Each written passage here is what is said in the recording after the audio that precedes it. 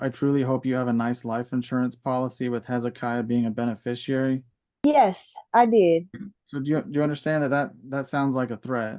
Your witness, Mr. Grimald, no longer your witness, sir.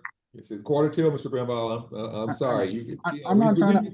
We've been over this. The father actually drove all the way down to the halfway point, waited for quite a while, and asked where she was, and she said she intentionally wasn't coming, and that she had intentionally, quote, ambushed him to waste his time and gas. She's done it multiple times. She's requested that you terminate your rights, but also threatened to adopt out the child so that you wouldn't have a relationship, correct? Yes. And she also used her pit bulls to attack other individuals as well at that same event. You understand that? Yes. But is it still your contention today that this child's father is, quote, your enemy? Your Honor, the state's seeking a final order today. I think we've had almost all of the bases covered in prior temporary orders, with the exception of maybe retroactive support in the last name of the child.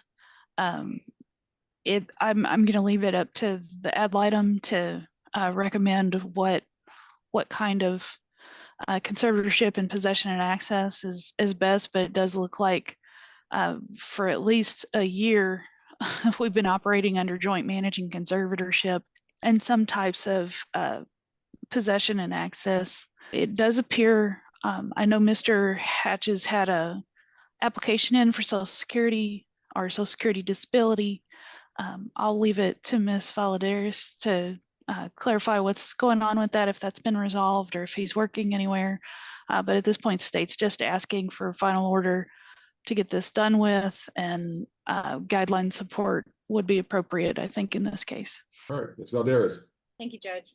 I know this seems like a really complex case because it's gone on for so long and we've had a lot of developments over the course of that time. But I think if you look at the evidence that we're going to offer today, it'll be clear that if we followed Texas Family Code, that it's a pretty simple case. Black letter law under 153.004 gives this court the option of naming a party sole managing conservator due to the history of domestic violence. Mr. Hatches has requested that an amended petition be filed on his behalf, and that was done so on the 20th to request he be named sole managing conservator. He believes it would be in the best interest of the child that he be named sole managing conservator, and that Ms. Hatches have periods of possession that this court deems appropriate. It's my understanding that Mr. Hatches believes that a standard possession order would be appropriate for Ms. Belvin, and under 153.004, the court can consider that Commission of Family Violence in determining whether to deny, restrict, or limit the possession by the offending parent. And so I don't think it's out of bounds for Mr. Hatches to make that request. In fact, you'll hear testimony that the domestic violence wasn't a one-off situation. It was a continuing domestic violence situation that led to Mr. Hatches having to request a protective order, which was filed by the Bell County Attorney's Office, to help him receive some protection from Ms. Belvin's attacks. Now, that aggressive behavior wasn't limited only to attacks on Mr. Hatches, but also on 3 other people for which Ms. Belvin stood trial and was convicted of aggravated assault, a felony offense in Texas. And during the pendency of that criminal case, not only did she assault Mr. Hatches, she also failed a drug test, which was a violation of her conditions of bond in that felony criminal case. So I understand that sometimes courts don't feel like a failed drug test is necessarily a huge deal, but I think when you consider the fact that she was court ordered to not participate in any of those activities and did it anyway, when you pair that with the violations of the court's order in this case, it shows a pattern and history of refusal to follow the court's order. And I think it's in the best interest of the child that once we are done here and all the lawyers go about their business and these people are left to parent this child, that we can have some assurance that the parties are going to follow the court's order. I filed on behalf of Mr. Hatches back in January of 2023 an enforcement for several violations that had occurred at that time as well. And in the interest of trying to co-parent, Mr. Hatches chose not to proceed with having a hearing on that and asking the court to place Ms. Belvin in jail for those offenses. But nonetheless, we do still have that pleading on file to suggest that there is a history of refusing to follow your orders in this case. All right. Is that it, Ms. Valderas? I believe it is, yes. I would just ask you to take judicial notice of the disposition that I filed, proposed disposition of issues that I filed with the court yesterday, to outline what it is that we're requesting. You copied the attorneys and Ms. Belvin? Yes, sir, I did. No, Baptiste, I'm sorry. Yeah. Yes, sir, I did. All right, thank you. All right, Mr. Bramall. Thank you, Judge. In this case, I'm going to be echoing a lot of the requests that were made by Mr. Hatch's attorney. She did a wonderful job opening and explaining the issues. Ms. Belvin, in this case, it has gone on quite a while, and we have had multiple hearings. Indeed, there was a prior temp hearing that I believe was over an hour and a half, and I don't know if the court recalls that hearing. It was well over a year ago, but I think at that time, my request was to change temporary custody to dad.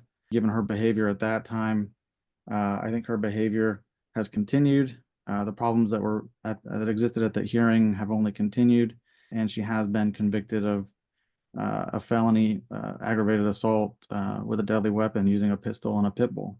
So she used those things to harm other people or threaten to harm other people, and I think that's a serious offense. I don't feel like there's any sense of accountability or remorse from her regarding those issues. I don't think she has any sense of, I think she feels quite immune to this whole process, and that nothing can stop her from doing what she wants. That's my attitude. When I've spoken with her in the past, and I believe she'll testify to various things that indicate that. My concern is that she has failed a drug test while on bond. I don't think she listens to court orders. I don't think she's listened to this court order. She has no-showed on multiple occasions for exchanges of the child. There was one particular exchange that was actually it was Christmas or around Christmas of 2022, where the father actually drove all the way down to the halfway point, waited for quite a while, and asked where she was, and she said she intentionally wasn't coming, and that she had intentionally, quote, ambushed him to waste his time and gas. That kind of behavior, I think, is really appalling. She's done it multiple times. I don't think she should be rewarded, or I don't think any kind of benefit should issue to her benefit based on her behavior in this case. And she has not attempted to co-parent in any kind of a reasonable way. She has harassed the father basically every turn. You'll see messages where she has called him very profane things, the N-word on multiple occasions, in addition to many, many other profanities as well. She has insulted his intelligence. She has harassed him. If the court will recall, Mr. Hatches was actually the victim of a criminal act himself up in Dallas during the pendency of this case.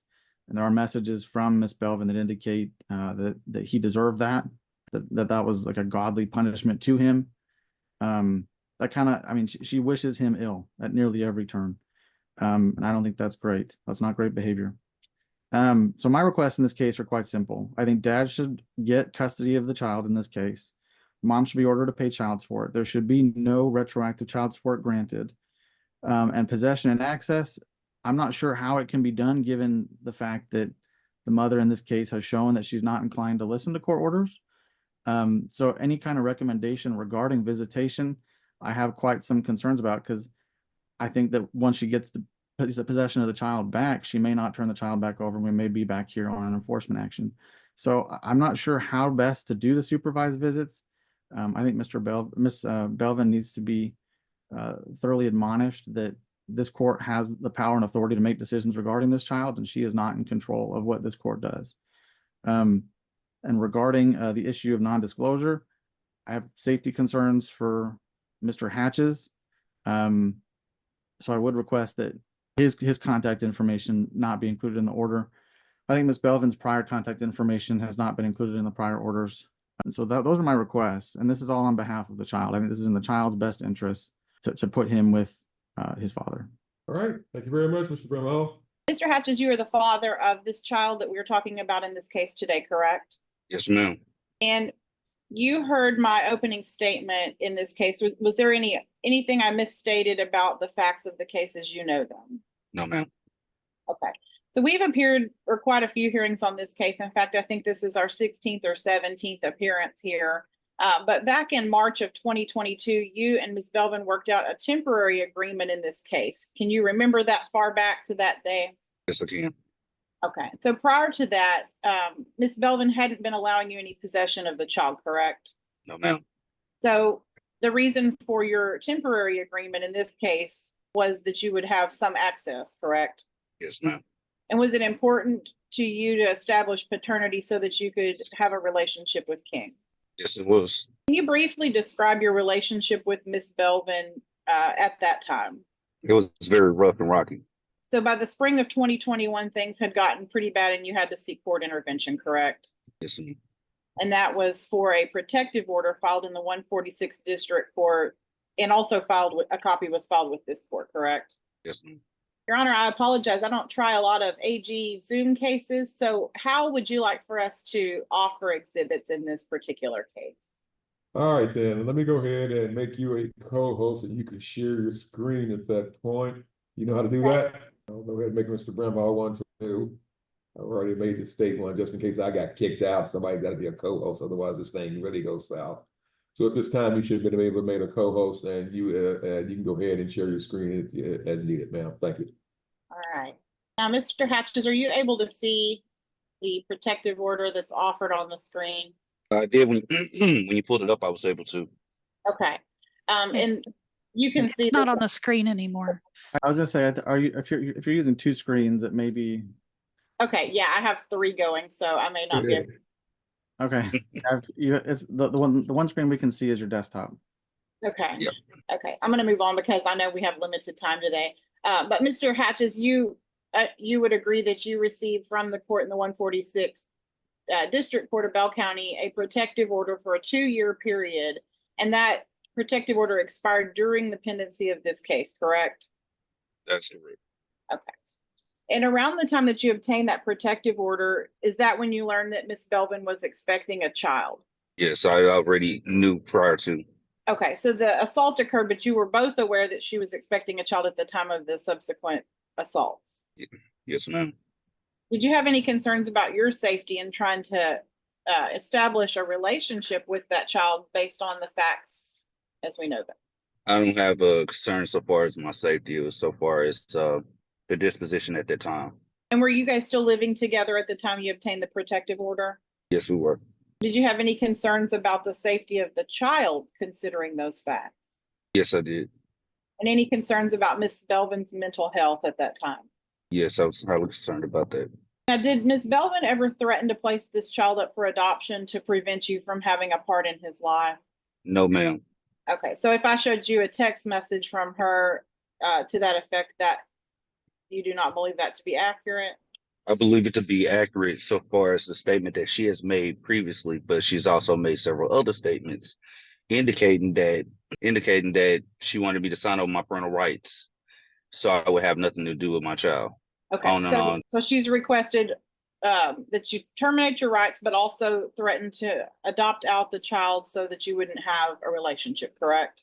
Yes. And were you allowed to be present for the child's birth? No, I was not. I wasn't even informed. Okay, and I at was what informed point a were day you later. allowed? I'm sorry. At what point were you allowed to meet the child? Roughly about a week and a half later is when I first got to see him and I met with her. Okay, and were you living in Bell County at that time? Yes, it was. But you guys were not living in the same home, correct, due to the protective order? That's correct. So at our initial temporary hearing in March of 2022, you guys agreed that Miss Belvin, you and Miss Belvin agreed that you would have standard possession of this child, correct? That's correct. And did you agree to standard possession because you thought that would allow you some consistent access since you had been previously denied access to the child? Yes. And did you try to exercise first, third, and fifth weekend visits as ordered by this court? I attempted to try for first, third, and fifth. However, I was unable to facilitate that every month on a continuous basis. And was that partially because of Ms. Belvin's refusal to comply with the court orders in this case and make the child available to you? That was partially part of the issue due to the job I had at the time, allowing me to get off at a certain time in order to be able to pick him up, and they wanted me to drop him off earlier. And so her not showing up on time was a result of me terminating that job. Okay. Did you quit that job or you were fired from that job due to the issues related to I removed myself from that job in order to be able to retain employment for future tenses. Okay. And so at that point, I understand you went to an attempt to do one visit a month in hopes that she'd be able to comply with the court's order once instead of potentially 3 times a month with the visitation schedule. Yes, at least simplify it. So for the purpose of simplicity, 1 weekend a month. And how did that work? It really didn't. Okay. So from your experience, it didn't cause her to come more into compliance with the court's order or make things easier and more likely for you to actually get your visitation, correct? That's correct. Do you even know how many times you've been denied access by Ms. Belvin at this point? I used to keep track of it, but I crave myself to be very tired of trying to keep account. I just keep accountability of what time I get there, how long does it take, and she show up, she don't show up, take pictures, video footage, so on and so forth. Okay, so your standard practice at this point is that you really don't even know if you're going to get to see your child on your court-ordered visitation days, right? That's correct. And so you're throughout this case, I mean, I know it's been like an abnormally long case, but you just kind of established the practice of having to document that you were there, and then if no one shows up, then you just go back home. That's correct. Do you have any interest in terminating your parental rights? No, I do not. And have you ever told Ms. Belvin or anybody else that you wanted to do that? No, I have not. Since the temporary orders were entered back, the original temporary orders back in March 2022, have you missed any child support payments? I have missed child support payments, yes. And why did that happen?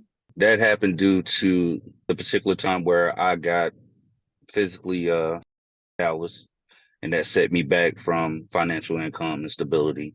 I'm sorry to cut you off. Are you current on child support at this time? Yes, I am. Are you paid in advance, in fact, on child support at this time? I may be, because I wanted to make sure that I would never fall behind. So I may be maybe $5 ahead, maybe. Okay. Now you mentioned that you were, and I assume that required you to enter the hospital and stay briefly. Did you notify Ms. Belvin that this had occurred? I notified her that I was hospitalized. I did not notify her as of what for or what the reason was, because at the time I didn't know who to believe or who had interaction or what was going on. So she was aware that I was in the hospital. Okay, so your purpose for notifying her was so that she would know that you weren't going to be attending the upcoming visitation for King, correct? Yes. Do you have any concerns about Ms. Belvin having part of that assault on you? At first, I kind of consider it due to the strange messages that were received on her behalf, instead of a general understanding of what everybody else that's human would understand. Someone get injured, they're in the hospital. She failed to comply with that. Instead, went the opposite direction, as if she was more directed in a negative way. So she didn't seem to have any concern for the fact that her child's father had almost been murdered, correct? That's correct. Okay. But at this time, somebody has been arrested in that crime, and it is not her, correct? That's correct. Okay. So at least at this point, it sounds like the police handling the issue do not believe that she was a part of that attack, correct? That is correct. Now, have you fully recovered from your injuries from that day that you were attacked? Yes, I am. And you're currently working? Yes, I am. Can you give us an idea of what your income is on an hourly basis or monthly, depending on what information you have access to? Currently, I'm only getting paid $20 an hour in a 40-hour block week.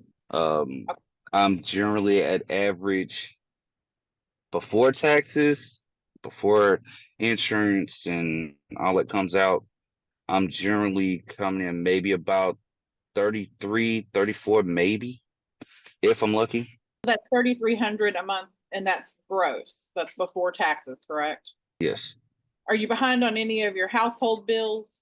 I was. I'm not anymore. Okay, so you've been working to catch up on household debt and personal debt and child support, correct? That's correct. So once you got out of the hospital, I assume that your job wasn't able to hold that position for you while you were in the hospital, correct? Your prior job. They were they were holding the position until I went and applied for Social Security unemployment, Okay. and they notified me that they had to terminate me in order to facilitate that. So I got denied on unemployment. Okay. But they did allow me the opportunity and still have the open opportunity for me to return back to that place of employment.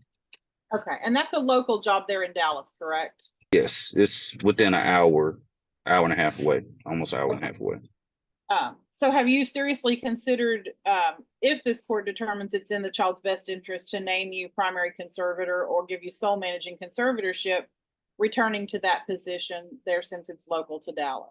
I have considered it, and I've also talked to several of the employees there as well as the business owner. They keep informing me, keep my head up and so on and so forth. Just give us a call ahead of time. Should you need to be reemployed here and so on and so forth. All right. What is the name of the company you work for as of today? Spinnaker Oilfield Services. And does Spinnaker have any employment opportunities close to home? The closest location that they have would be Reno, Oklahoma.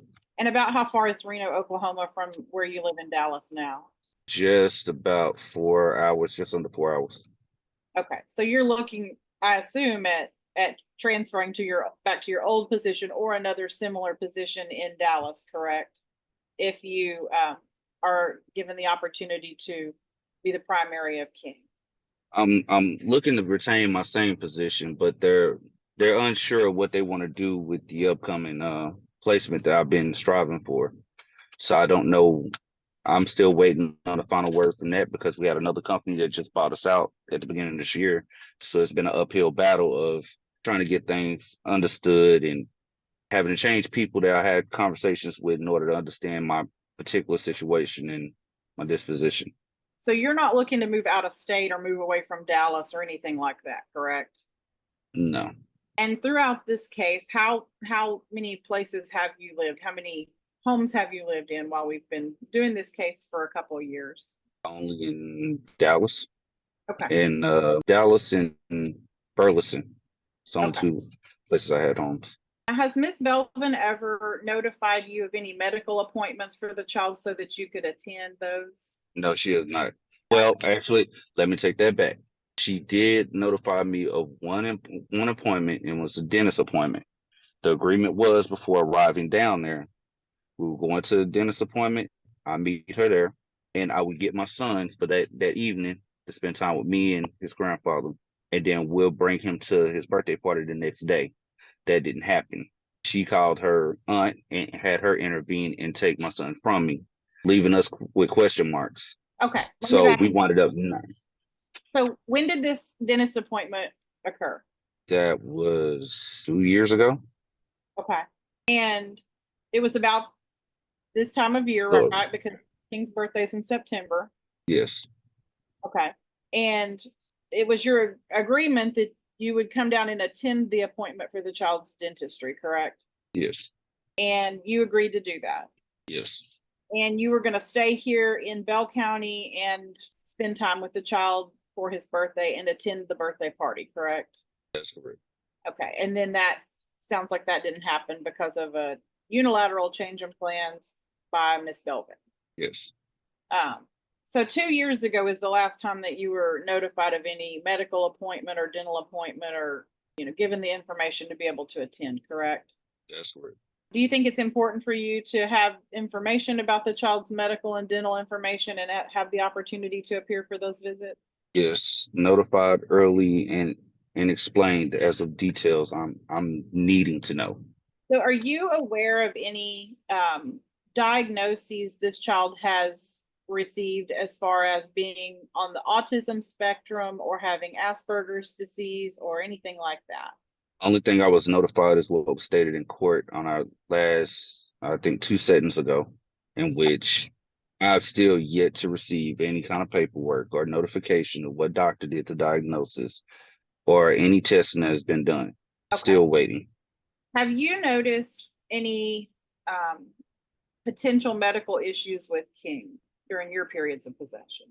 I did notice that he has a delay of timing of speech, but a lot of the issue is dealing with, he will repeat, he will talk, but he'll only talk what he says by, watching baby shows or things like that. Or he'll repeat, what we say out loud, especially when we're directed to him. So I have noticed that when he's pretty much all by his lonesome, he's not trying to complete full sentences, and he's not being worked with, not as he was when he was here. Okay, so do you try to work with him? I mean, I know that your time with him is somewhat limited, but during longer periods like the summer we just had, did you guys try to work on his speech development and things like that? Yes, I also have a friend that's she's a student instructor. Well, I ain't gonna say a student instructor. She's a teacher. She's a teacher for the school district out here, and she's been working with him with his ABCs and things like that, breaking sentences, as well as his grandfather, myself, and. So has Ms. Belvin made you aware of any ABA therapy that the child has to attend visits for, or anything like that that would help him improve on his speech issues? Any speech therapist appointments that you needed to get him to during the summer periods or anything like that? No, she did not. When you have King with you, like for the longer periods for summer and that, can you describe what type of activities you guys do together? Well, during the summer, when I'm not working, I try to plan things ahead of time. Like this past summer, we went to the Typhoon, Texas, in Austin, and let him figure out what the waves were. Got a kick out of that. Just spent the whole day of it. Is he kind of an outdoor child? He enjoys outdoor type activities? He loves outdoor activities. I try to keep him out the dirt, keep him from getting bit up. Do you have any other children that live in your home? I do. Okay. Can you tell me about your other children? My daughter is 17 years old. She's about to graduate. I just got her from her mother. She is extremely bright and smart, but she really cares only to know more and more about her family. She's, excited about her brother and meeting all this part of her family. So it's just been a whole fun summer, even playing with her brother. Because she would not let him out of her sight, or nobody else pick him up. It sounds like she and King get along well. Do they spend a good bit of time together whenever both are in the house? Oh, he don't leave her side. He hold on to her thigh, and if she ain't in the same room and she go to sleep, he go into the bed. He go hop in the bed with her, and he watches little cartoons on the little iPad. I just leave him be. He don't bother nobody. All right. So since King has turned 4 recently, have you looked into any Head Start or pre-K programs in your area for him? I have, as well as hospitals and as well as doctors as well. Because the main hospital, especially because it's been stated that he has autism, I looked into several different hospitals out here that are pretty much all in one, and it's an autism and development disability that's on Mockingbird Lane in Dallas. Okay. So it sounds like you have some good resources there should you need them for him, as far as educational and medical issues go. About how far is your house from the school he would be attending? So when I went up there to the school that I looked at is about 6. It's really right around the corner, not too far from Skyline High School where my daughter goes. And once she starts driving, then she'll be able to pick him up from school on her way home, or their grandfather will pick him up if I'm not off working time. Okay. How would you describe co-parenting with Miss Belvin? It has gotten a little hint easier. Not so vulgar anymore, but it could be a lot better. Are you committed to working to help continue to improve that relationship so that you guys can co-parent better and easier and in the best interest of this child. I'm open to all possibilities as long as they remain positive. Do you think it would be wise, considering the history, for you to continue using the AppClose application for all communications relating to the child? Yes. And do you also agree that having any exchanges occur in a protective setting or something like a police station or a public place with cameras would probably be in the best interest of the child as well? That would be a must at all times. And if this court determines that Ms. Belvin should be primary conservator of King and that you should have visitation only with him, if you guys end up living within 50 miles of each other in the future, would you ask this court to award expanded standard possession schedule of that child to you? Yes, I would. Okay, I'm going to pass the witness. Can you hear me okay? Yes, sir. Okay. So I'm gonna try and share my screen and talk about a few different things. Number one, let's see. I'm gonna share. Hold on. Okay, let's share. Okay, so this exhibit here is the application for the protective order that you testified about, correct? That's correct. All right, and I think it's been labeled as Ad 1, Respondents Exhibit 1. Is this a true and correct copy of the application for protective order? Yes. Okay, and here on the very back is an affidavit from you, right? That was Yes. attached to the application. And here there's these two sections here. The affidavit says, describe the most recent time that respondent hurt you or threatened to hurt you. Well, first off, I'm going to offer exhibit 1 or exhibit, whatever it's marked, father's exhibit number 2 into evidence as a copy of a public record. Judge, you're on mute. Sorry. Judge, you're on mute. Sorry. Here. All right, it's shows up as respondent exhibits DAD 1. That's what I'm gonna call it.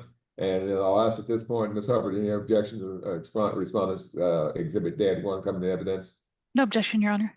Ms. Valderas, No, Judge, thank you. Ms. Belvin, any legal reason why this should not come into evidence, ma'am? Of the protective order, sir? Yeah, the affidavit from the protective order. No, sir. All right, it is admitted. You may proceed, Mr. Brimall. Thank you. Thank you. And then at the same time, Mr. Hatches, what I have here as exhibit number 2 is the actual order from the protective order hearing. Is this a copy of the protective order that you received, Mr. Hatches? Yes, it is. Okay. And it looks like it's been scanned, but this is the copy that you have. Is that right? Yes, sir. Okay. I'll offer this one as well as a true and correct copy of the protective order in the court's file for this cause number. You scroll back down a little bit, Mr. Brimall. I think this is DAD 2. Dad's number 2. Okay. Or maybe the other one was dad's.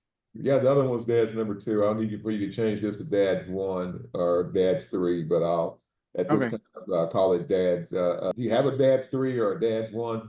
I apologize. I'm borrowing the exhibits that were prepared by Miss Valadares. So there are, I think she numbered them 1 through 12. I have my own. I didn't want to duplicate the exhibit she had. Okay. So Okay, I'll call this. I'll have this changed to DAD's 2A. Okay.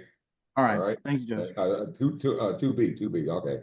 So I'll go ahead and let you change this to DAD's 2B. And at this time, Ms. Valderas, any objections to DAD's 2B? No, Your Honor, thank you. All right then, Ms. Hubbard, No objection, Your Honor. Ms. Belvin. No objection, sir. All right, DAD's 2B is submitted. You may proceed. And then I have one more, Judge. This one is a copy of the AppClose messages. Mr. Hatches, let me get to the top of this thing. This one this one is marked on the bottom as DAD 12. But Mr. Hatches, what is this? Conversation between myself and Ms. Belvin Okay. about the arrangement of the time and date Okay, per court order. Okay, both of y'all use this program AppClose, correct? Yes. And it looks like it has here on the document that you joined in March of 22 and she joined in May of 22. Is that correct? Yes. All right. And so this program has recorded all your messages since then. Is that right? That's correct. And this particular report was generated by you using the app, is that right? Yes. All right, and how did you generate? Did you just click a button to generate it? No, it's all formatted automatically. I just exported everything that was within the file. Okay. Were you able to edit or modify any of these messages? Not at all. All right, and so all these messages that were sent between you and her, are these true and correct copies of all the messages in that app? Yes, sir. All right, I'll offer Dad's 12 as the app close record. Any objection, Ms. Alderis? No, Your Honor, thank you. Objection, Ms. Hubbard? No objection, Your Honor. All right, Ms. Baptiste? No objection, Your Honor. All right, thank you. Awesome. Okay, all right, with that out of the way, I just wanted to get those three in real quick. Mr. Hatches, let's jump back to not this one, sorry, the application here with the affidavit attached. So the application here with the affidavit attached for the protective order, you said Lachey hit me in the chest and put me in a headlock. We wrestled to the ground and she rolled on my arm and gave a rug burn to my arm. That's what it says in your affidavit. Do you recall when that happened? That happened a day prior to me filing for this for the protective order. Okay, so in your affidavit, you said 2/23/2020, is that correct? Yes. All right. And this is just a bit before the birth of the child, right? The birth of the child was later on that year? Yes. Okay. And then going on here, item number 7, has the respondent ever threatened to hurt you before?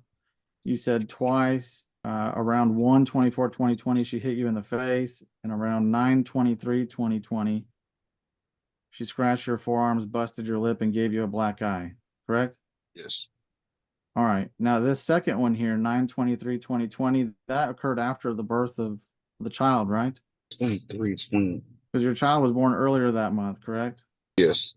She scratched right. my forearm. But All right. Now I know it was a long time ago, but do you recall this incident where she scratched your forearms, busted your lip, and gave you a black eye?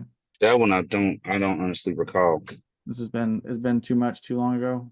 No, we didn't being in a coma for almost 2.5 weeks. It's a lot of things I forgot in my memory. Okay. All right. Okay, that's fine. And then this here, this is a copy of the protective order, and it lasted for 2 years. It lasted for 2 years and expired earlier this year, correct? It actually expired, if I'm not mistaken, it expired 2022. Sorry, it expired 2022, correct, yeah. All right. And there was an exception specifically so that y'all could do DNA testing. DNA test. Yeah, That's correct. and all right. And then this court made orders as well regarding visitation as well, correct? That's correct. Okay. All right. Have you sought another protective order? Okay. Do you have safety concerns for yourself being around Miss Belvin or being close to where she's at? No, I do not. Okay, so if you were invited into her house, would you feel safe? No, I would not. And why would you not feel safe? Because I know what the capabilities of her individually are. Okay. So I think your attorney asked for this already, but you are asking to meet at a police station to do all the exchanges? Yes. All right. And that could be pretty much any police station between where you are in Dallas and where Miss Belvin is here in Bell County, right? Yes. All right. Now, in a number of these messages here, let me jump through a number of the highlights, so to speak. Ms. Belvin has, she uses some colorful language. Is that true or not true? Very true. Okay. For example, right here on the first one, this message, she calls your attorney a heifer, right? Numerous times, correct? Yes. She's insulted your attorney quite a few times. Is that right? That is accurate. And she's also talked about your mom who's passed away. Is that right? That is correct. And she talks about your mom in a very like in a not kind way, right? She says things like you're going to wind up just like your mom, that kind of stuff, right? Okay. In these messages, has she called you a criminal? Yes, yes. All right. She's insinuated you've committed numerous crimes. Yes, yes. Okay. Have you committed any crimes? I have not. Okay. Has Ms. Belvin committed any crimes to the best of your knowledge? From previous to current, I have no clue and I have no information on. Okay. Are you aware that she was convicted earlier this year for felony charges in Bell County? Yes, only notified by this court. Okay. And that those charges were for second-degree felony, aggravated assault with a weapon. You understand that? Yes. And the weapon in particular that she used, she pointed a pistol at 3 people. You understand that? Yes. And she also used her pit bulls to attack other individuals as well at that same event. You understand that? Yes. So she used her pit bull to attack 1 person and used her pistol to attack 2. Is that your understanding? That's my understanding. Do you have concerns about her using weapons in the future or using other items as weapons in the future? I do, but I'm unsure of her mental status as of now versus back then. Okay. All right. Let's see. Let's jump to, I want to jump to this message on September 17th. There's a lot of these. Mr. Hatches, do you think it would be? I've seen the preliminary items, Mr. Breville. I've seen you scroll through. So let's just limit this to the what you think is most pertinent, and let's just get a couple more of those and let's move on. Thank you. Okay, Judge. This one here on 9/17. This is part of a long conversation between you and her, but this message here, she says, "So keep coming for me and your son, Gabriel, and you will be the dessert or icing on the cake. And be next to your mama permanently, or do right by your son and help take care of him and do right for once in your life. And you can live, you make your choice." Is that what she said to you? Did I read that right? Yes, that's correct. Okay, to me, that sounds like a threat. Is that how you took it? Yes, it was. All right. And later on that same evening, she calls you, tells you to go F yourself later on, right? This is pretty typical of the way she communicates with you. Is that right? Yes. All right. In some of these messages, I'll highlight for the court's attention on. Breville, let's move on. Okay. This, I do want to talk about this is this. just kind of piling on at this point. It's already in evidence. Okay. You can ask this testimony about the items, and let's just move on from this one. Okay. Okay, fair enough, Judge. I'm just going to point out this one here on December 30th. This pertained to an exchange that y'all were supposed to have. You were exchanging after the holiday in 2022, correct? Yes. And so you said here at 3 o'clock in the afternoon, we're leaving Dallas, see you at 6. And then you drove down there, is that right? That's correct. And then she texted you at 5:40 and she said, "Oh no, I'm not here. You got your son for 2 weeks. Merry Christmas." And then later on, she says that she did this intentionally to quote, ambush you, correct? That was what she was trying to do. She wanted you to waste your time and money and drive down here, and she had no intention of telling you not to. Yes, and I lost my job behind that. So it's actually right here. She said, "Because I'm not about to hear any excuses from you. You turned it down, so I ambushed you." So let me ask you the obvious question. This isn't, in these messages, I think it's pretty clearly shown that when you're leaving Dallas, you text her when you're leaving. Is that true or not true? That's true. And then when you get to the West Police Station or wherever you're supposed to be, you text her as well, correct? Yes. And usually there's a follow-up message that says something like, "It's been 30 minutes or 20 minutes, where are you?" Right? You do that? That's correct. Okay. Oh, picking him up and dropping him off. Right, for both ends of the exchange, when this is your typical protocol. Is she doing that in these messages? Is she saying, "I'm going to leave Colleen right now, I'll be there in whatever time"? No, she is not. Has she ever given you in any of these messages, does she ever say once, "I'll be there at this particular time, my ETA is"? Anything like that? No. All right. In fact, in these messages, there's at least 2 instances where she's just failed to appear, correct? Yes. All right. In one of those instances, I drove 8 hours and to make sure I was there on time. And where did you drive from? I drove from I was in Missouri, the end of Missouri, and drove my truck all the way back to the yard, canceled the load, and rushed to get down there despite the traffic and the odds just to be there on time. And she didn't show up? No. All right. On this particular day, on 9/9/22, this is another one. You said, "Are you close to the city of West with my son?" It's a typo. You meant to say son, but you said sin. I've been here for 32 minutes, right? That's what you said on that particular day. Yes. And then it looks like you waited another half hour and before you finally said, "I'm going back to Dallas," right? Yes. And then after all of that, she said to you, "Oh, after that tantrum, I ain't know if you were going to get him, so my bad. I hope you had a safe drive." Right? Yes. That's her attitude towards you throughout all these messages, is that she can do whatever she wants. Is that your understanding? She's untouchable. Nothing to happen to her. Okay. That's my understanding. And your attorney asked you how many times, but it's at least two, more than two, because it's happened repeatedly, correct? Correct. All right. In these messages, she's also called you trash, called you sperm donor, correct? That's correct. She's used the N word at least 3 or 4 times by my count, correct? That's correct. Is that a word you're okay hearing? Is that a word you're okay using? It's a word that's not supposed to be used in this form of arrangement in terms of our child. Okay. Do you have concerns that she's using this kind of bad language around King? I know for a fact she does. Okay. Do you have concerns that she's saying bad things about you too, King? I do have a lot of concerns about that. Okay. Let me bring you to another passage here. Brimhall, Mr. Brimhall, come on.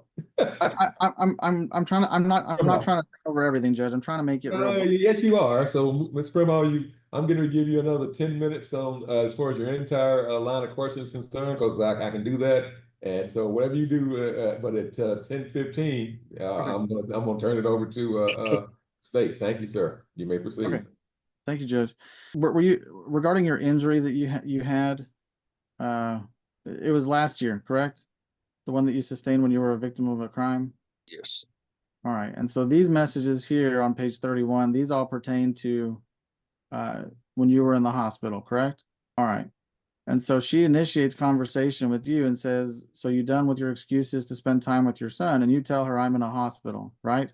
That's And correct. then you actually text her a picture, which appears on page 67 of your injury, correct? That's correct. All right. I won't show the injury because it is quite gruesome, but she then comes back and says it only requires a skin graft and outpatient care. And then here in this message, she says, "Good, but not good enough," shaking my head. Is that what she said? That's what she said. All right. And at this point, you're in the hospital bed, right? Yes. Okay. So number one, I think it goes without saying, this is not the way you talk to someone that's in the hospital, right? That's correct. Okay. Now, how did you take all of this when you were sitting there? I took it by a grain of salt as much as I could because I was merely just informing her just so I can make other arrangements to get Junior to Dallas, i.e., Okay. from his grandfather picking him up and having somebody drive his grandfather down to pick him up. Okay. Regarding your request to the court, do you want King to come and live with you? I would like that very much so. And what kind of house or dwelling do you live in? 3-bedroom house, 2-car garage, And what city is it located in? Dallas, Texas. All right. And who lives with you? My dad, my daughter, myself. Okay. And how old is your father? 75, Does he have health issues? very mild health issues. Okay. Are you taking care of him, or is he fairly autonomous on his own? Is he able to do things on his own for himself? He's fully able to do everything on his own. Very good. All right, just asking. Um, regarding your house, is there a space for King in your house? Yes, there is. Does he have a bed to sleep in there? Yes, he does. Do you have clothes for him? Yes, I do. Do you know where the nearest pre-K, kindergarten, or school is to your residence? Nearest pre-K to me that I went and physically toured. The nearest one is 3.2 miles from me. Okay. All right. And he would be pre-K age, correct? Right now? Yes.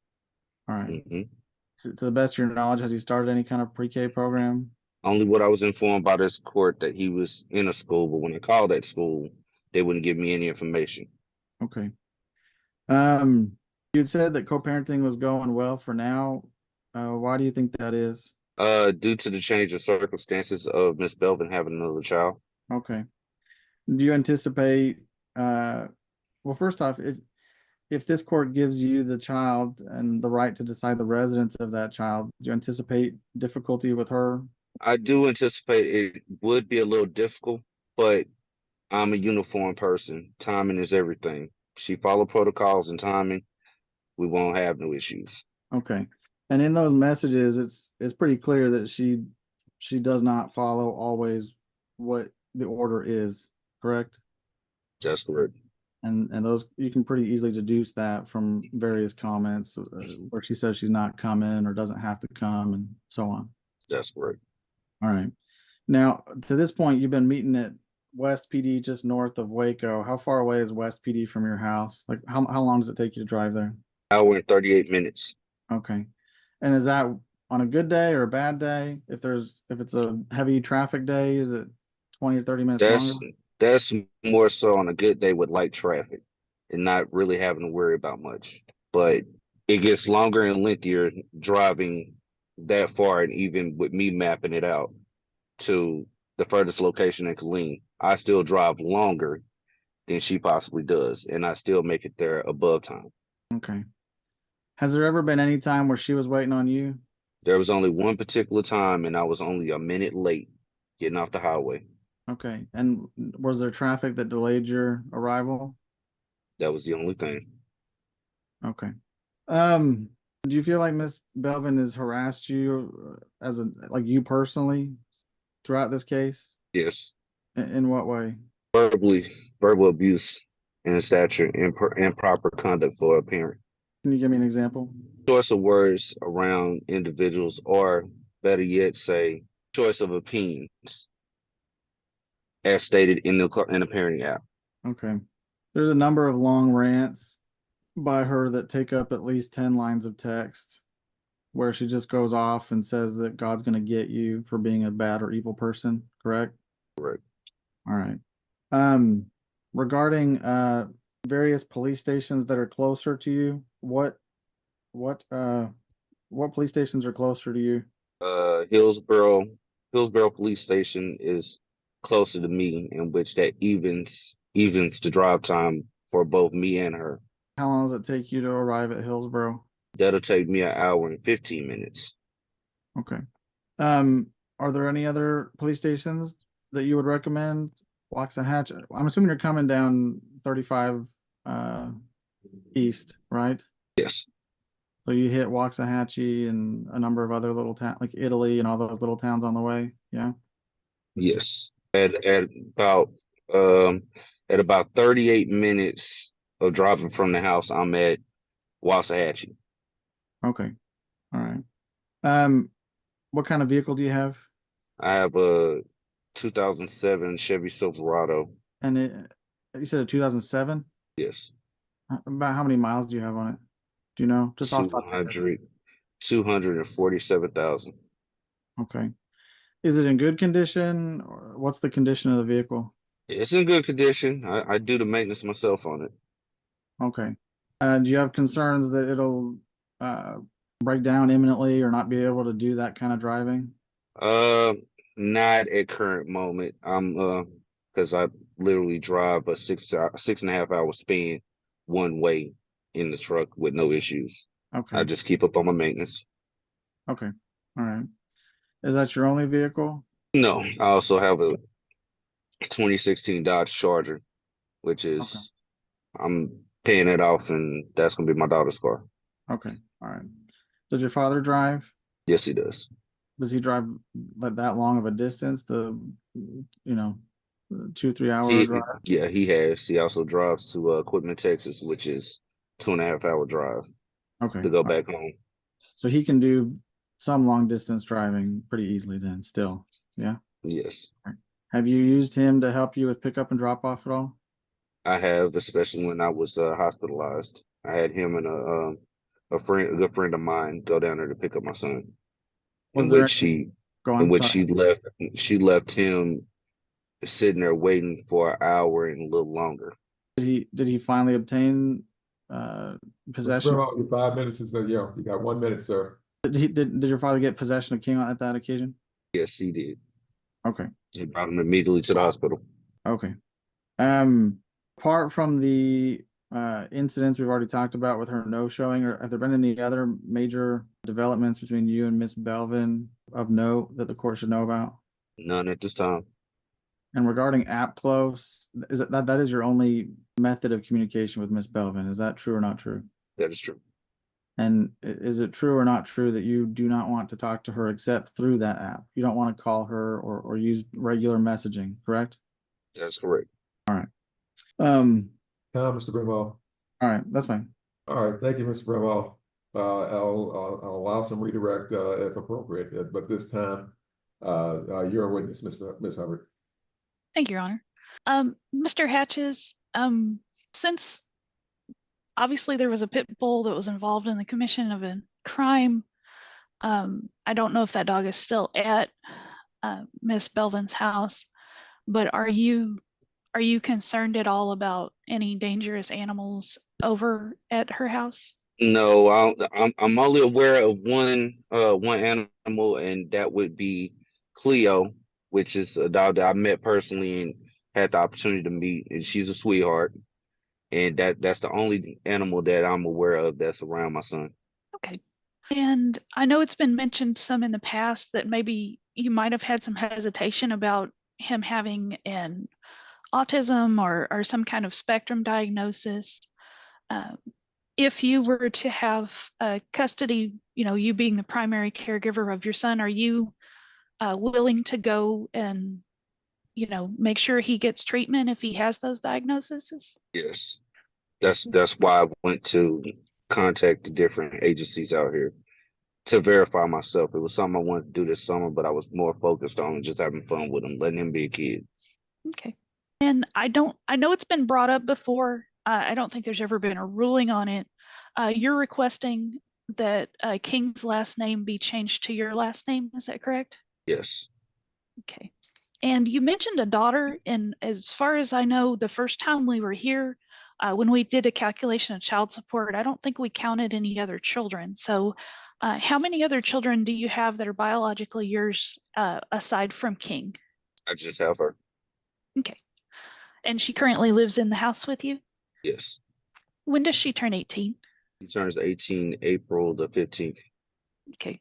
Will she graduate from school next year, or when Yes, is she'll be graduation? graduating. Okay, so she'll turn 18 and then graduate maybe the month or two later? Yes. Okay. Your Honor, I did send this over. It was belated. I've sent a copy of the pay record to both of the attorneys, and I just sent it to the court. And unfortunately, I didn't send it to Miss Belvin, but do you mind if I share my screen? Go right ahead. Okay, thank you. Okay. Your Honor, this is a copy of the pay record for Mr. Hatches from the first temporary order that was ordered in 2022 up until today's date. I'd like to offer it into evidence as State's Exhibit 1. All right, any objection, Mr. Bramall? No, Judge, no, Your Honor. All right, sorry. I'm missing somebody? Oh, okay, sorry about that. All right, you are there, Ms. Valdez, so sorry. Look, when the screen popped up, it looked like you were gone. Okay, sorry about that. Ms. Valdez, any objection to States 1 coming in evidence? No, Your Honor, thank you. All right, Ms. Baptiste Belvin, any objection, ma'am? No, sir. All right, Stage 1's admitted, you may proceed. Thank you.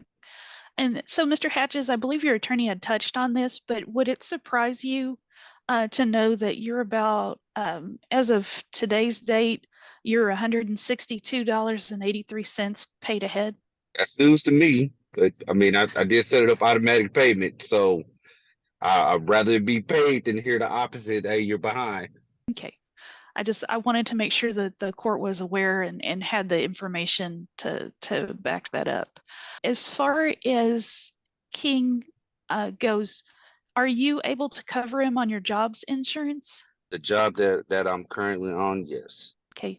How much would it cost you if you were to add him to your insurance? He's already added to my insurance, and it's just him alone is $542 because we just switched insurance companies, It's still Blue Cross Blue Shield, but it's a different insurance company basis that we have plans. It's $542 each month. Yes. Oof. Is he covered on dental as well? That's what I'm waiting to clear, because we're under a new plan, so I have to get his dental added as well as his, it was another one that I have to add. How I think much it's, vision. There you go. Okay. How much will it cost for the dental insurance once it kicks in? Do you know? It's supposed to cost me $15 a paycheck or something like that. And vision is like, I think about the same. And how often do you get paid? I get paid every 2 weeks. Okay. Now, if that insurance, because that cost is pretty high, if Miss Belvin is not able to help you with the full amount of the insurance, are you still willing to continue covering King, even if, say, it's considered unaffordable for her? Yes. Okay. And I know there's been some testimony on this in the past. You're working now. Do you still have any applications in with Social Security for Social Security insurance or supplemental security insurance or Social Security disability? Not that I know of. It's been almost about to be 2 years since I even applied in that nature. Okay. And I think you can correct me if I'm wrong. You receive a small veterans disability benefit. Yes. How much is that, sir? I'm at 8. I was at 820 with the latest raise. Okay. And what's your disability rating? So at 40%. I'm still waiting on my finishing ratings to come back. When do you anticipate that happening? They said 4 to 6 months, and I did the review about, was that March? Wait, no, June. I did that in June, July, August, September, 3 months ago. Okay, so maybe by December or so, you might get an answer regarding that. Yes. Okay. If that's it. I pass witness. All right, I tell you what, everyone, I'm gonna go ahead and let's take a break, and I'll let y'all have anything on redirected as you need, Ms. Alderis, and then we'll take up testimony from Ms. John Baptiste Belvin. Anyway, everybody, 15-minute break, and be back on about 20 till 11. Thank you. I'd like to call Lashai Jean Baptiste Belvin, please. Do you currently own or rent your residence? All right. And who lives in that home with you?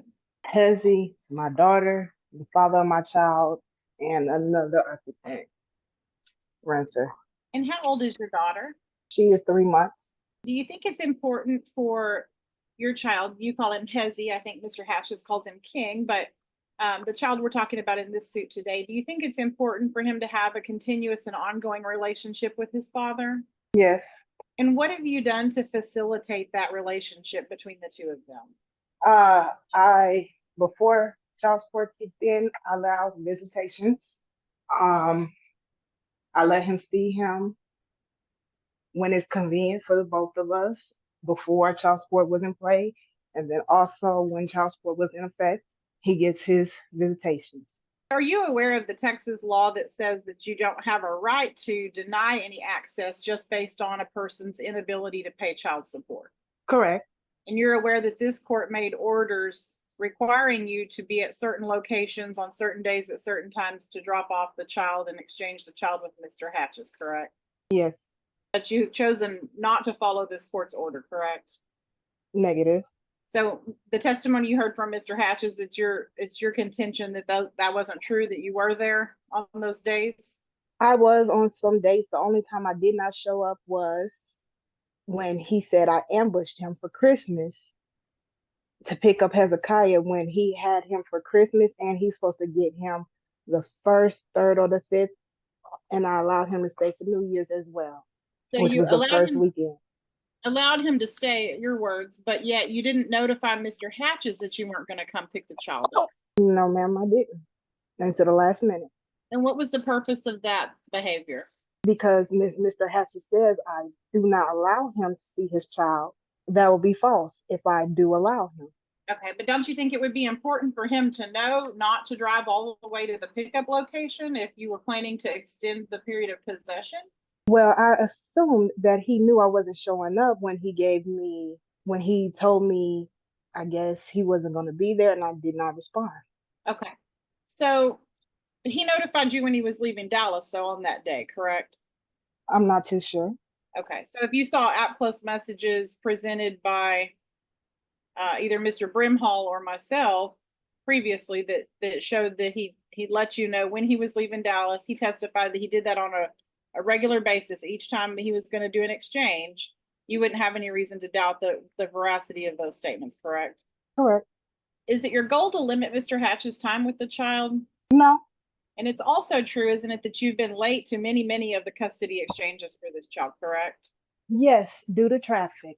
So it's always a problem for you due to traffic, but you don't see it odd that Mr. Hatches comes from Dallas and he doesn't experience the same traffic woes that you experience? I don't see it odd because if what happens from Dallas and what happens from Waco and getting into Waco are beyond my discretion. Okay. Have you previously offered to terminate your parental rights to this child and voluntarily relinquish him to Mr. Hatches? No. And have you previously made statements that you would place the child up for adoption to avoid Mr. Hatches having any access? Not that I recall. I did option him to sign his parental rights away if basically being on child support was a problem for him. Because I recall him asking me, do not put him on child support and to take him off child support. Has it been your intention to make it so difficult for Mr. Hatches that he would hopefully just terminate his rights and go away? Can you state the question, please? Sure. Has it been your intention thus far to make it so difficult for Mr. Hatches to exercise his visitation that you hoped he would basically just terminate his rights and go away? No. What schedule of visitation do you think is appropriate for Mr. Hatches to have with King? Once a month, as it states, if so many miles away, that it will be either the 1st, 3rd, or the 5th, once a month. Have you read the orders that we've produced in this case? Temporary order, originating in 2022, and then the follow-up orders. Have you read all of those? Yes, ma'am. And you understand what's included in all of those orders, what orders this court has made, correct?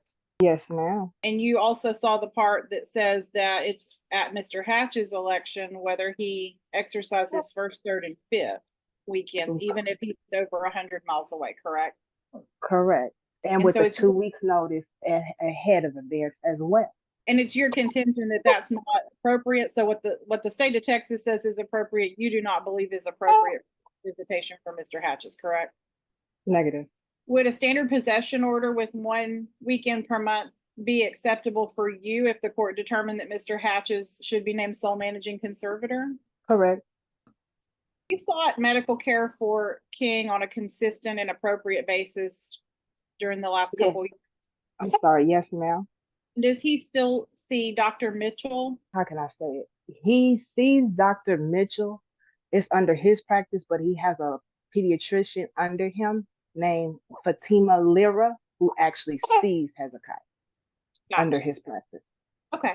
And I know you mentioned in your messages previously that, as you called it, that Hezi is, quote, slow, and you've alluded to autism as being a potential cause for some speech delays, but have you had a diagnosis issued by any of those doctors, either Mitchell or Lira, with regard to the child? If I could make a correction, I do say his father is slow, as he referred to letting me know that he used to ride the short bus. But yes, he does have a speech delay, and due to his autism.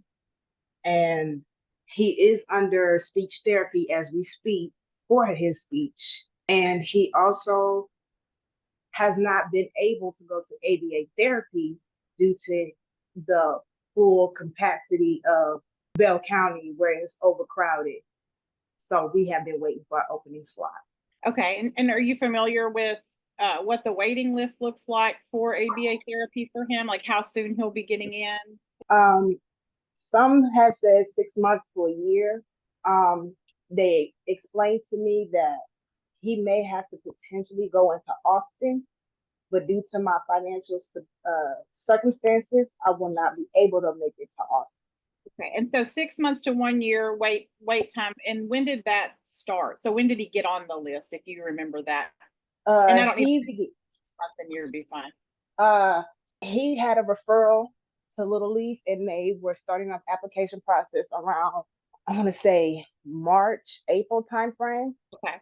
And I kept looking for different facilities, and some said they didn't accept his insurance as well. And it's been ongoing for all the way from that time to June. Well, before he got he went with it to this his father for the summer. And you're aware that the experts say early intervention is the best course of action in most cases for kids that are either on the spectrum or suffer from autism, correct? Correct. And when did you And start initiating the process of getting help for this child?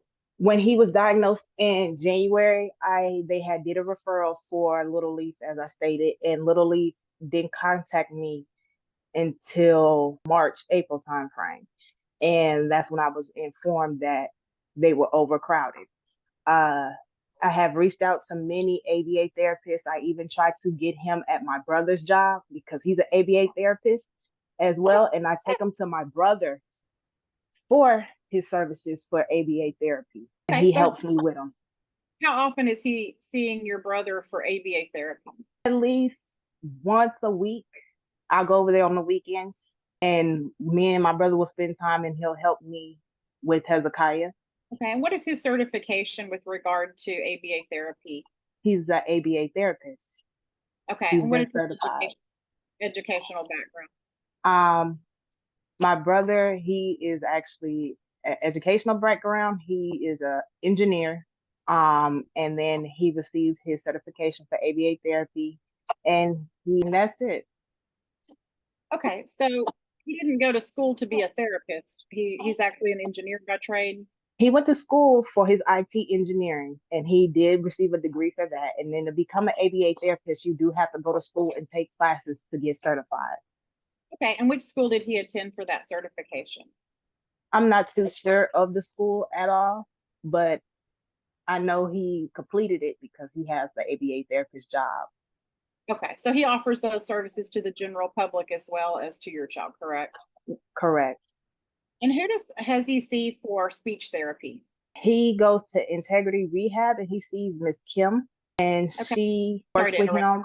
It's fine. She works with him once a month. He didn't have therapy recently because he was gone for the summer, but he has his next appointment on Thursday. But she says that he doesn't really need speech therapy, so she required him only for once a month instead of frequently as often. Okay, and so in kind of knowing that Mr. Hatches was going to have him for the summer, did you give him the information for Miss Kim so that he would be able to get him to that very important appointment? No, ma'am. I did not, because I recall signing a document to allow him access to all his medical records, his doctors, and anything that he needed. So I assumed that he could have got it for himself. Okay, but ultimately your child's improvement in this regard is at issue, and so just to clarify, you didn't think it was worthwhile to be inconvenienced essentially enough to share a message on the app to let him know that he needed to attend that appointment? No, because I already spoke to Miss Kim that he was going with his father for the summer, so she didn't need to create an appointment for him if she already knew he was going to Dallas for the summer. Okay, so really, even though he has access to the medical record, there wouldn't have been anything to find because you didn't have an appointment scheduled for the period that he was in Dallas. Correct. What other intervention have you implemented to help King with his autism? Honestly, I work with Hezekiah on my own because even though he may have a delay, I potty trained Hezekiah, and I work with him on his own social and physical needs. And he's able to do things efficiently on his own. So with that, as I requested and asked Mr. Hatches to help me with his potty training, he refused to. So, and I had to do that by myself. And as far as his development, he can tell you when he's hungry, tell you when he's thirsty. He'll feed himself if he finds something that he wants to eat and he can get a hold to. He's more self-sufficient than I expected for somebody to be autistic on his spectrum. Okay. In what ways has it benefited King for you to deny his father access to him? I haven't denied any access to his father for him. Okay, so the testimony about that you heard about multiple times that you've refused to give Mr. Hatches the child, that was not true in your contention? It is not true because in the fact of the matter is I'm supposed to have a 2 weeks notice to allow him to have him. I was never given a 2 weeks notice. So whenever he just decided to show up and say, hey, I want my kid and demanded him without a 2 weeks notice, I'm not showing up Okay, because so I may have other things planned before that. and you're aware that the 2 weeks notice has not always been the rule in this case, correct? That's not a standard for Texas law or anything like that. It wasn't for Texas law, but I do recall the judge making that order in there as far as requiring a 2 weeks notice within the temporary order. Okay. And in what ways does it benefit King for you to perpetually be late or refuse to meet Mr. Hatches at the agreed location for the exchanges? There's been times I've been late due, like I said, due to traffic, and also because there's been things that Mr. Hatches has requested at the last minute that I had to handle to keep the peace. So he will ask, can he get a haircut? And even sometimes he may not know that I may be growing his hair out and I may not want to have it cut. And he'll do it just for wanting and just to upset me, but I allow it. And we have been late due to his hair appointment. So there is things that's beyond my control. Okay, so your new assertion is that you've been late because of travel, but also because of haircuts, correct? Yes, ma'am. And it's also stated in the app post when he recently last picked him up for the summer to get him a haircut. And I was upset, but I did do it, and I had set up an appointment for him to get his haircut, and it ended up having to be the day he had to get picked up. And that haircut took a long time. Okay, so how much notice did you have the child would be leaving for the summer? I had noticed when we had that the last court hearing when he had to get him for the summer. But at the last minute, Mr. Hatches informed me that same week to have his haircut because I believe he was going to a family reunion. And the thing about it was the family reunion was a week or 2 weeks, 3 weeks, I'm not too sure, prior to the actual time frame that he had to be there and that it was court ordered. And I did allow my son to go to that family reunion. Now, the issue was behind it. He wanted to bring him back, take him back, bring him back. And I couldn't because I was close to my labor time.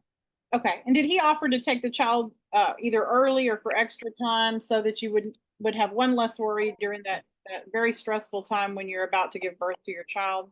I had to beg him to do that. We had been discussing for a little brief moment about that. And I had to ask him to take him early while he had him for that family reunion, but he wanted to bring him back. And I had asked him to keep him because I knew I was going into labor very soon before that.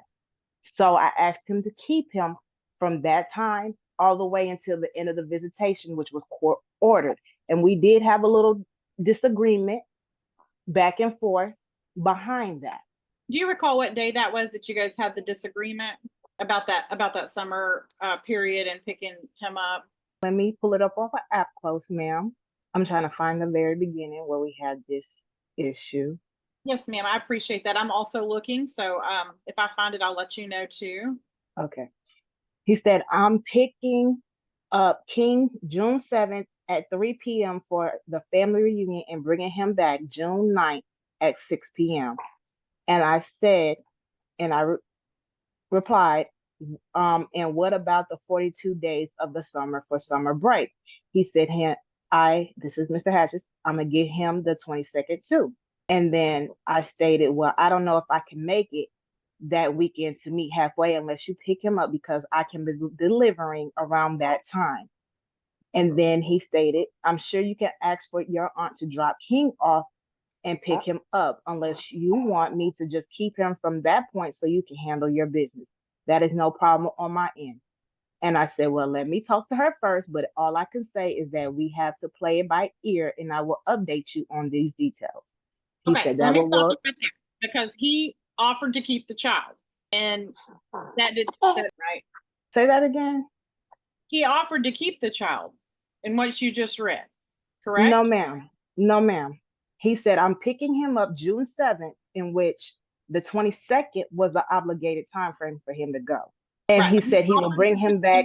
up so that you would have that. Wait, ma'am. He said, I'm picking him up June 7th at 3 p.m. for the family reunion, and I'm bringing him back June 9th at 6 p.m. And I asked him, what about the 42 days of summer? And then he said he would get him on the 22nd as well. That's twice within the month. And so I then asked him, I told him I will not be sure if I can meet him halfway around that time because I will be giving delivery around that time. And then that's when he said, ask your aunt if she could drop him off. Was your aunt able to drop him off? No, ma'am. Okay. So it was your expectation that he would just come all the way to Colleen to do the exchange, even though he was offering to keep him during that stressful time for you. He didn't offer. I had to ask him to do that. Okay. But you, in any event, you didn't facilitate that extra time that he requested. I'm lost. Say that again. Okay. You didn't do anything to facilitate him having that time frame. It would have made things easier for you. It would have been good time for him to have extra time with his kiddo, but you didn't do anything to facilitate that. You didn't send anybody to meet him to drop the kid off, right? I sure didn't, because I asked her and she told me no. And I'm not going to sit there and force somebody to do something on my behalf without their right. And she told me she will not do that. And then on top of that, I let him know she couldn't do it. And as well, and then as All right, wait a second. well as Sorry, her, ma'am. You seem to be cracking up a little bit. Are you moving around, or is that me? no, sir, I'm not moving around. Okay, I think it's me. Just hold on a second. Let me double check some stuff. Gotta stop for a moment. Yeah, I got that unstable internet thing popping up. Double check something real quick. Yes. Bandwidth's down a little bit, but I still have plenty. All right, go ahead. I'm sorry. You may proceed, Ms. Valderas. Thank you. Thank you, Judge. I know that you testified at our previous temporary hearing about your contention and your feeling about this child's father, but is it still your contention today that this child's father is, quote, your enemy, Ms. Belvin? Yes, ma'am, because if you're not for me, then you're against me. And there's been plenty of times where he may not directly say it, but he allowed other people to say things in regards to putting me and my child next to my mother in her grave. So we will not be seeing eye to eye. And if we cannot co-parent and be on the same page for Hezekiah, it will be a little bit different. Do you feel like you do a good job co-parenting with Mr. Hatches? Honestly, no, ma'am. I do not, because of the simple fact there's no compromise. If I'm trying to compromise and he does not want to compromise, it's going to be hard. Like, for instance, when you asked about the summer visitation, I compromised with him to let him pick him up from Colleen because I was actually in active labor and didn't know at the time when I dropped Hezekiah off. My water was breaking at the time and I could not drive all the way to Dallas. And I asked him to pick him up from Colleen and I will come to Dallas to pick him up from the end of the summer. Did you And offer that to meet him in West, ma'am, at the exchange location? I could not, and I let him know I couldn't because I was close to active labor, and I didn't know I was going in active labor. So I could not meet him in West because I did not want to be driving and be in labor. And so I asked him to pick him up from Colleen, and he did. And just like I had offered to pick him up from Dallas to be on the fair spectrum. And that's what happened. Okay. And so during the pendency of this case, also, you've been convicted of a felony ag assault, correct? Correct. And the court has held the sentencing in that case as well, correct? Correct. And are you aware of any jury instructions, any instructions that came from the jury about what they believed the punishment should be for that offense? Yes, the jury has stated I should be on probation for 2 to 3 years, and the judge overrided it and gave me 5. Okay, And suspended the sentence with a 2 years of imprisonment. okay, so you're gonna be on probation for the next 5 years presumably, unless something else occurs, unless you petition for early release or something like that. But as of right now, 5 years of probation. Correct. And then on top of that, I'm waiting for the appeal. And is drug testing a part of the conditions of your probation? Yes, ma'am. And have you been drug tested thus far on probation? Correct. You have, and what was the result of that? Negative. All right. And you do recall in this case that you had a positive drug test during this case, correct? Yes, ma'am. Okay, and so you're not still using any kind of illegal substances? No, ma'am. All right, I'll pass the witness. Judge, the drug test order is from 6/21 of 22. I'd like the court to take judicial notice of that. And then the result, I believe, was previously admitted in a prior hearing way back in 22, but I think it's been listed as father's exhibit number 8. I know it's already in evidence. I'm not sure what the original packet was as far as that's concerned, but it is already introduced in evidence, sir. Thank you. Okay, all right. And it shows that she was tested back on October of 22. Miss Belvin, that's correct, right? You were tested on October the 19th of 2022, correct? Correct. And it was a hair follicle test that was court ordered, correct? Yes. And you tested positive for 2 things, cannabinoids and carboxy THC, correct? That's one thing, but correct. They're listed separately. So that's the Mhm. and at the time of this test, you were on bond awaiting your felony trial, is that right? Correct. And as well as there was terms of my conditions to not, it was terms and conditions of my bond, as y'all stated earlier, to not be on drugs, but the judge was aware of it as well, because I have failed drug tests out on my bond and I was still out. So are you saying there were hearings in front of Judge Gant regarding your drug use while on bond? No, he receives my results, sir, and I did fail a couple times, and he did receive them, and he knew, and I was still out. But your bond was never revoked, is that right? Correct. Okay. Did the prosecutors ask for your bond to be revoked? No, sir. All right. Judge, I'll put it on the screen first. Okay. So I have 3 things. I'll put them all on screen here. All right. So the first one, Judge, is a judgment of conviction that was signed by Judge Gant regarding Miss Belvin's felony case from August of this year. It was sent to me by the district clerk's office. So I offered into evidence. Can you scroll down, please? Yeah, it totals 5 pages. Her sentence was 2 years, 5 years probation, and there are terms and conditions, obviously, including fines, and that she not own or possess or use a weapon or ammunition as well, in addition to not using any illegal substance as well. And then it is signed by her. All right. All right. Any objections coming in of evidence at this time? Ms. Hubbard? No, Your Honor. All right. Sorry, I keep losing fully, am I? Okay. All right. Are you there, Ms. Valderas? I'm here, no objection, Judge. All right, then. I figured you were. It's just hiding on my computer. All right, Ms. Baptiste Belvin, is there any legal reason this should not come in evidence, ma'am? No, yes, sir, it shouldn't be. All right, what's your reason? What's the reason, ma'am? It's an official document in a Bell County court file. It's pretty much automatic, ma'am. So what's your reason that this should not be out? That's fine. I understand. Okay. The only reason why I was just gonna say was because this happened way before I had Hezekiah, and I'm just upset that they're trying to use it to define my parenting. I'm sorry, but the conviction was I'm sorry. When was the date of conviction, Mr. Bramall? The date of conviction was August the 8th of this year. Okay. It took a while to get to trial, Judge. Yeah, I know. No, this has been COVID. I know what happened, but ma'am, yeah, the conviction's recent. You know, the episode may be old, but the conviction is recent. Correct? All right. Thank you. All right. This is ad items 1. It is admitted. You may proceed. Thank you.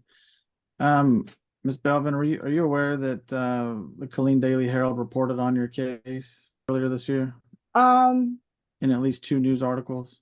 honestly, I knew of one, but not the other one.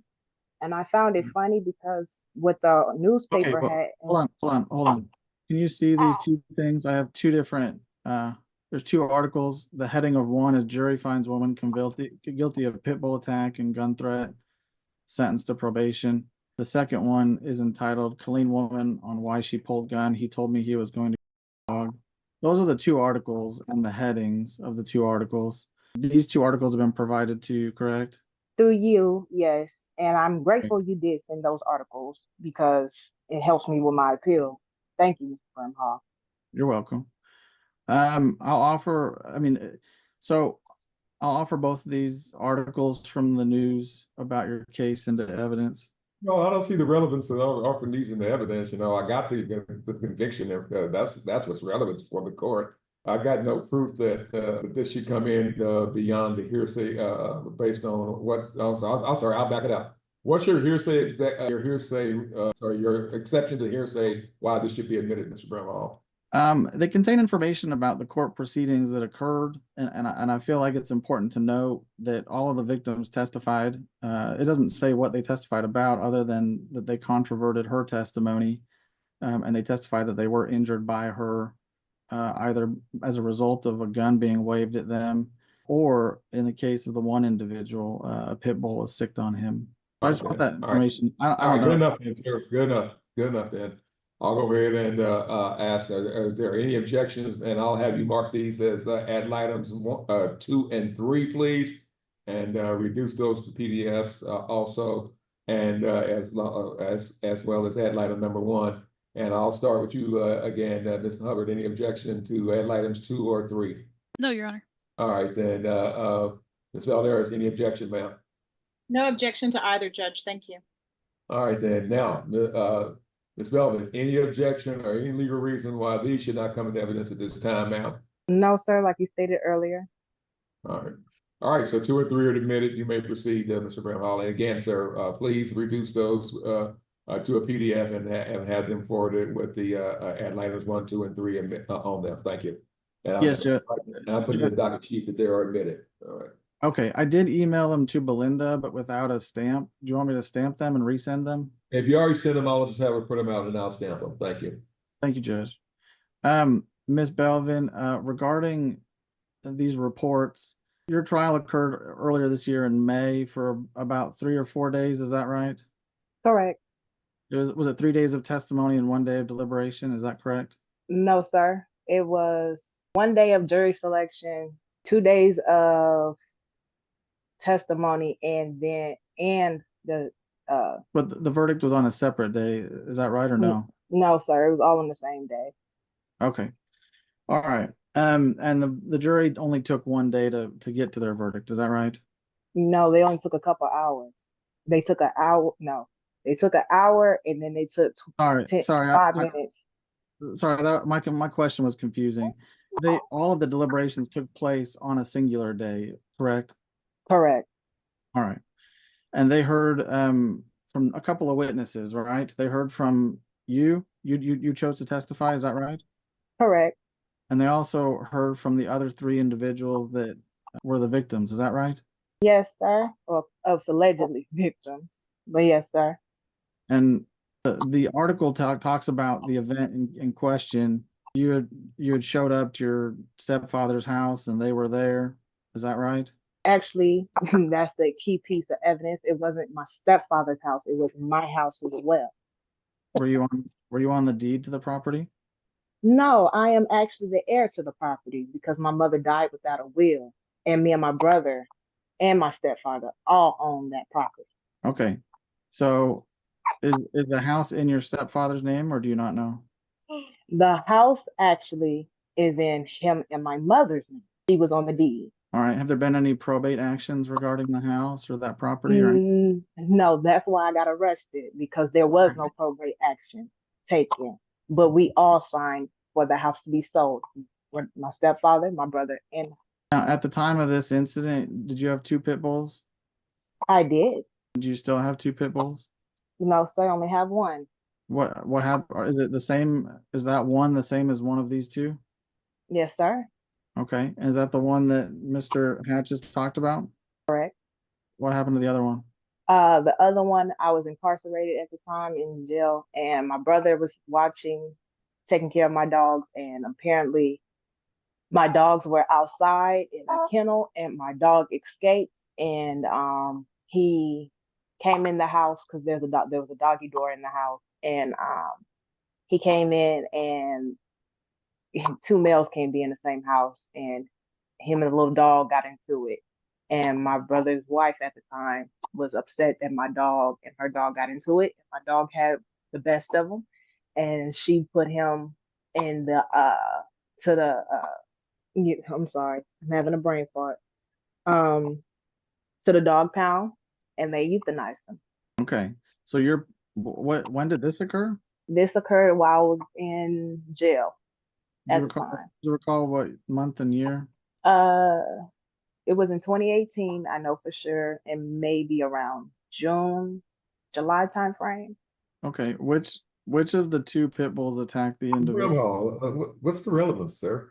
I think it's just important to show that she was involved in this and directly sicked the dog on an individual. I mean, Oh, that's- sir. Stop. He's been convicted of that, sir. Move on. Jury has found her guilty, and Judge Gann has she's got the right to appeal, but right now she's a convicted felon until it's overturned by appeal. You can move on, sir. Okay. All right. Has your dog, the one that's still with you, has it attacked any other individuals since 2018? No, sir. And I like to, no, sir, it has not. She's the That was a sweetest yes or thing. that was a yes or no question, Judge. All right, she answered no. Good enough, ma'am. Thank you. When did you first check in with probation after August the 8th of this year? I registered that same day in August for my probation in Belton, and then it was transferred to Killeen because that's where I reside. And I had multiple check-in dates, and I think my very first one was the beginning of this month, and my second one was this week on Tuesday, and I had checked in. Okay, so you've checked in 3 times and you were supposed to check in 3 times? You have to have an initial how can I say it? I would say an intake, but that's not the proper term for it. And Okay. then they'll go from there with your actual check-in. So have you done any, you had said you had done some drug testing since August, is that correct? Correct. How many times? Just one.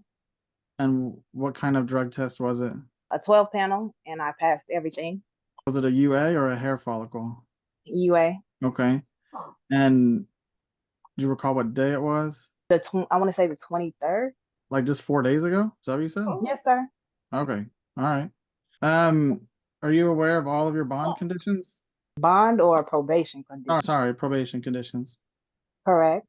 So, do you own any weapon or ammunition, firearm or ammunition? No, sir. Is there one in your house at all? No.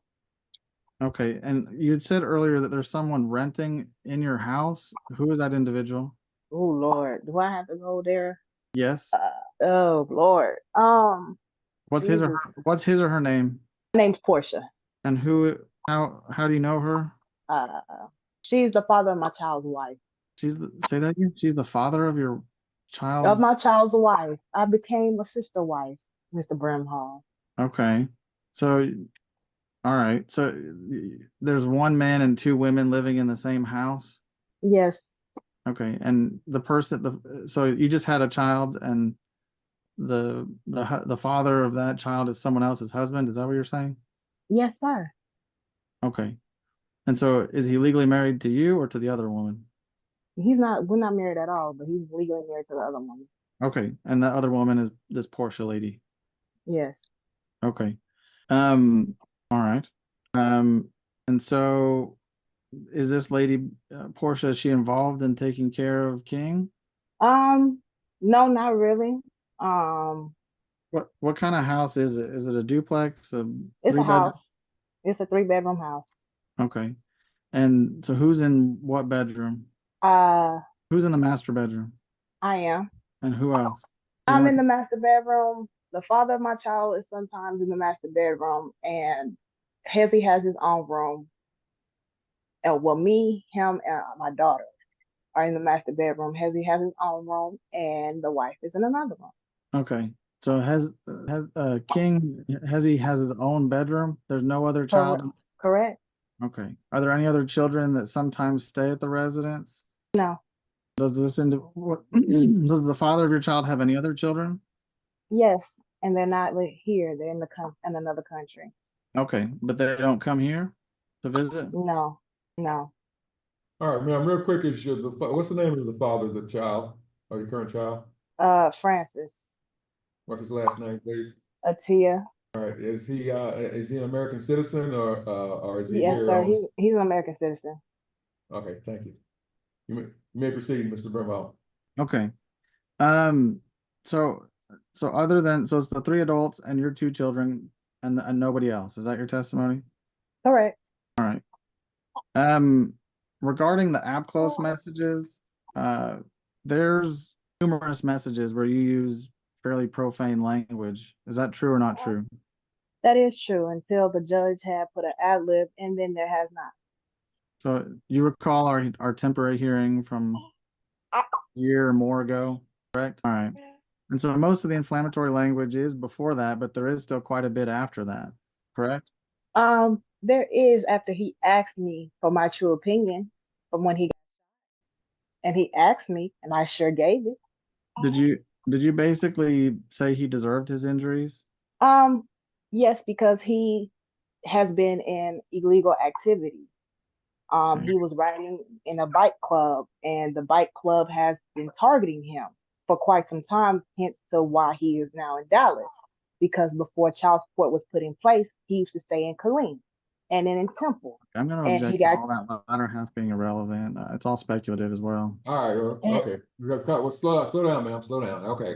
Here's the deal, ma'am. Just listen to the question, and you went way beyond the questioning on this one. So, Mr. Bramhall, be more precise, and let's speed this up, sir, because it's closing in on the lunch hour. Thank you.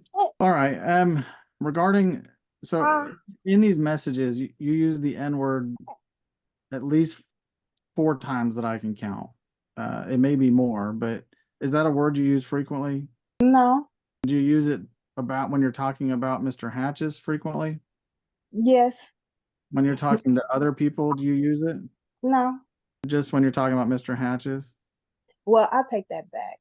Not only to Mr. Hatches, but with other people who are relative, because we do say it back to each other. It's different versions that we'll say in the N-word. Let me ask you this. I asked Mr. Hatches this, and I'll ask you the same question. I mean, do you think that's an appropriate word to use? Is that coming out of?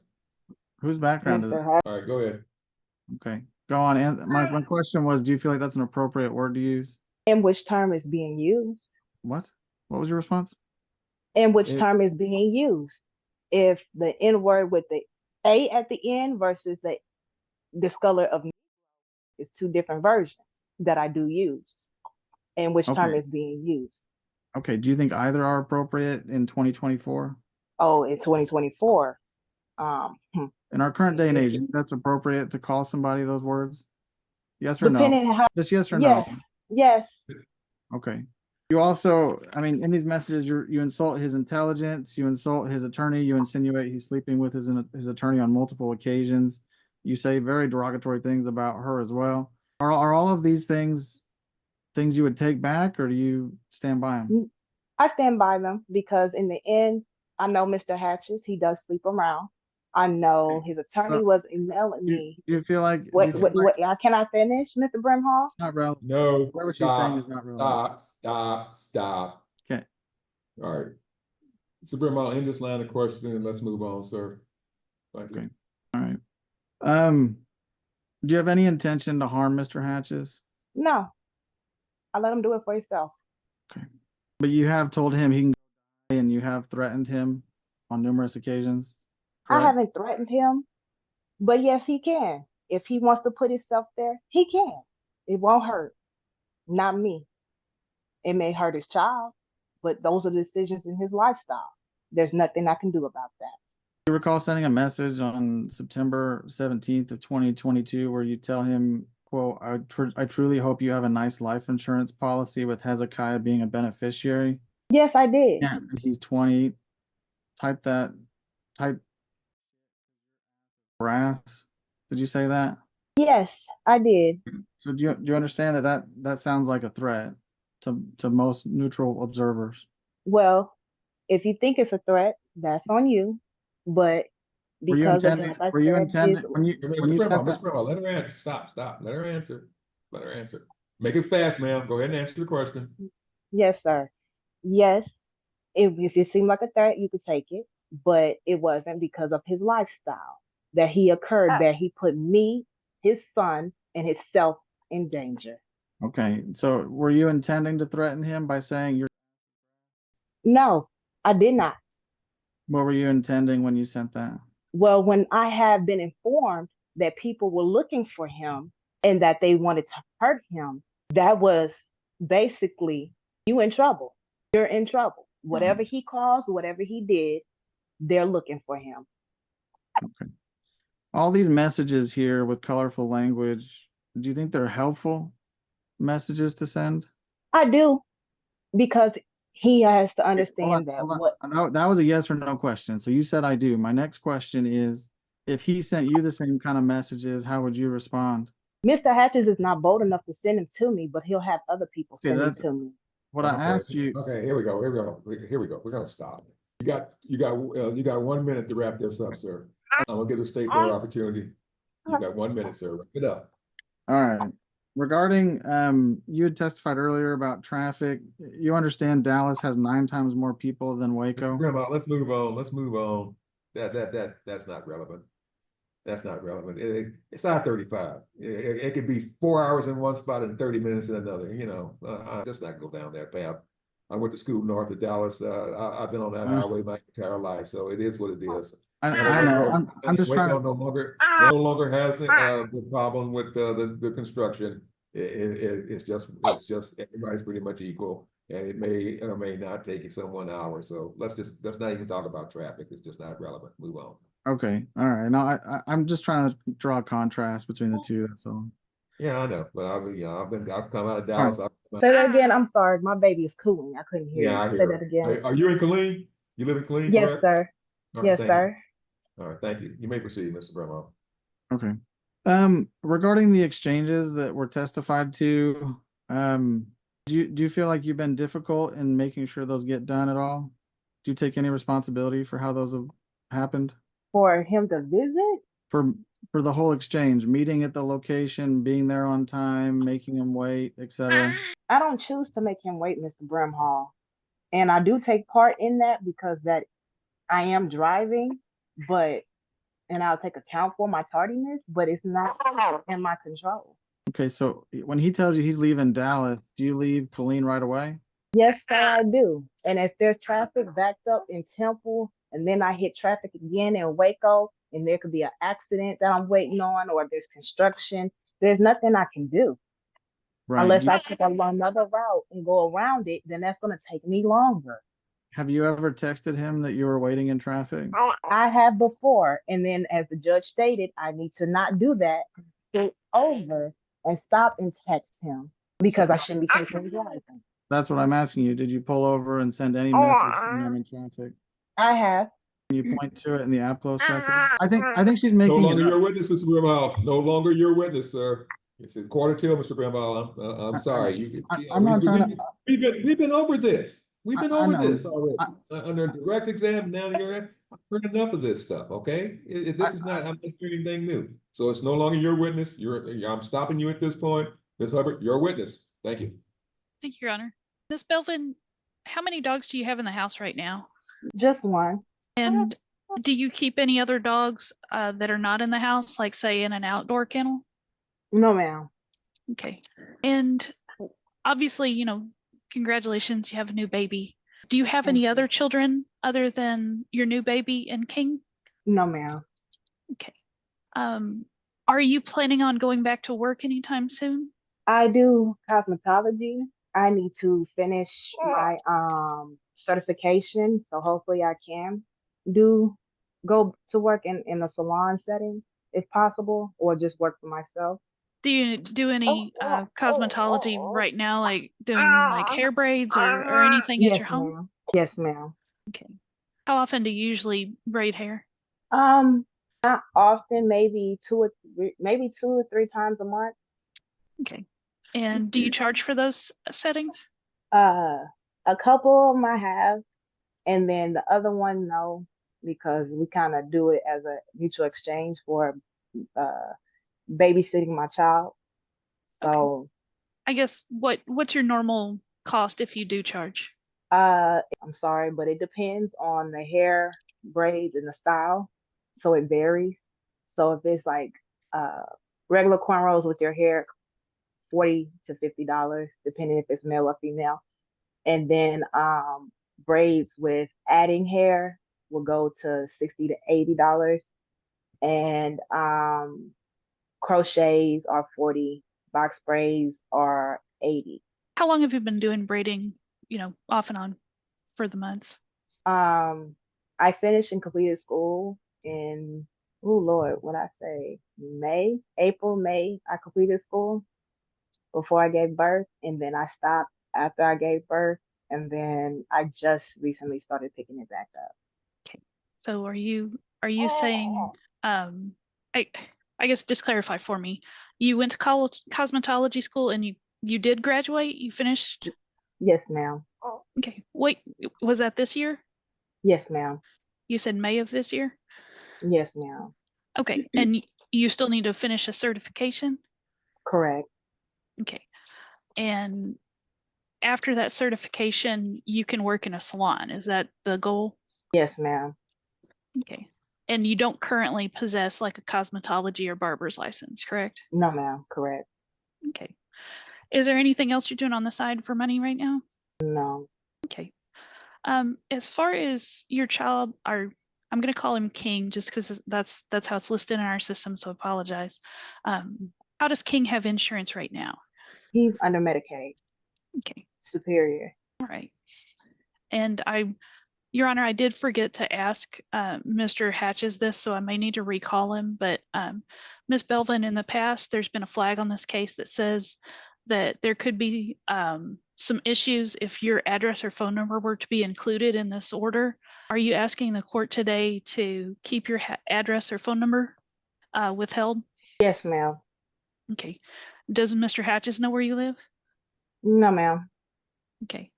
Are you concerned if Mr. Hatches knows where you live that there may be some type of harassment, harm, or abuse that would occur? Yes, ma'am. Has there been any harassment, harm, or abuse when he's known where you lived in the past? Yes, ma'am. He has sent other people to harass me. He gave my number out. Multiple issues. Yes, ma'am. When was the last occurrence of any of those things? He had I want to say before child support had started and in the middle of the case as well. It was I can't remember the actual date, but he gave one of his relatives my phone number, and she texted me, threatened me to come to Dallas, let me fight her, this, that, and the third, and etc. And I did not go. And ironically, I told Mr. Hatches, because of what he has done, and gave my number out, somebody's going to reap some consequences. And I felt that on a spiritual aspect. And later on, I think the person who texted me, father had died, and I had nothing to do with it. Another time was he had a female that he used to sleep with text me when I filed child support, saying that she was going to I'm put gonna object me to and hearsay or whatever this person says and the relevance to the question that was asked. Sustained. Let's move on, Ms. Covered. Thank you. Yes, Your Honor. In the past 3 months, have there been any threats or any stalking incidences from either third parties or Mr. Hatches? not that I know of. Okay. And do you and Mr. Hatches ever speak outside of app close?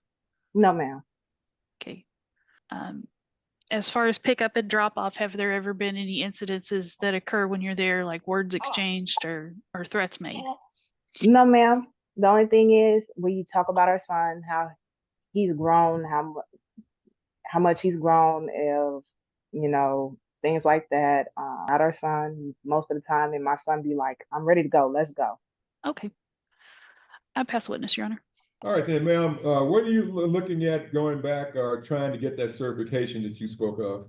I have to schedule a test date, and in Austin they're basically overcrowded. So hopefully, I want to at least get it done no later than March of next year.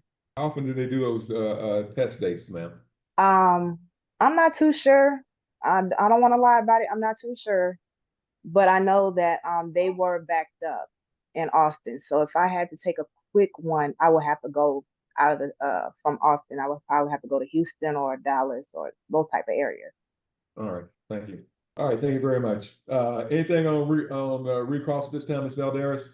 I think just one question, if I may. Yes, you may.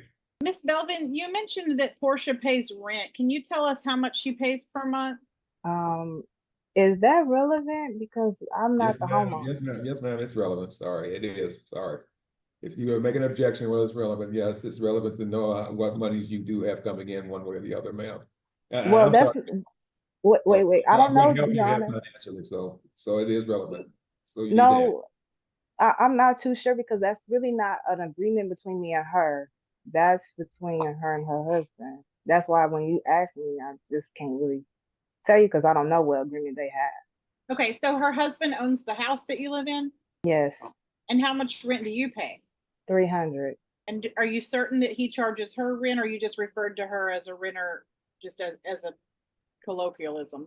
I'm just gonna be honest. I'm just saying that as probably colloquialism because I don't know what their agreement is. Nothing further. Grandma, real relevant, real fast. Questions, sir. If you were gonna give yourself a grade on how you've acted throughout the course of this litigation, No, what I'm would not you gonna give allow yourself? that one. I'm not gonna allow that one. I mean, The court's only interested in facts, not speculation from a non-expert She- witness. she can give herself a grade. I'm not. I No, she mean, can't. all right, well, I mean, I'm not allowing that question, sir. Next question, please. okay. Is there anything you would change about how you've acted in this litigation? Okay, you repeat that question, sir. I didn't understand it myself. Ms. Belvin, is there anything that you would do differently or change about how you've acted and behaved during the course of this litigation? Did you hear the question, ma'am? Yes, I do. Honestly, no. All right, I'll pass the witness. All right, anything else on anything else, Ms. Hubbard? No, Your Honor. All right, Ms. Valderas, do you have other witnesses or do you need to recall Mr. Hatches? What are we looking at here, ma'am? If I may recall him, I have 3 questions for him. All right, then. Mr. Hatches, you're back on the record and you may ask your questions, Ms. Valderas. Thank you. Mr. Hatches, have you refused to assist Ms. Belvin in potty training? I have not. I have photos, videos, and pictures. You supporting the potty training endeavor, correct? Yes. Okay. During the period right before your summer possession, when you were hoping to attend the family reunion, did you ask to keep King so that you could spend more time with him, but also to alleviate some of that stress on Ms. Belvin with her pending birth of her new child? Yes. And have you ever sent anyone to harass Ms. Belvin or given out her number for the purpose of harassment? No, I have not. Not one time. Thank you. Nothing further. All right, Mr. Brimhall.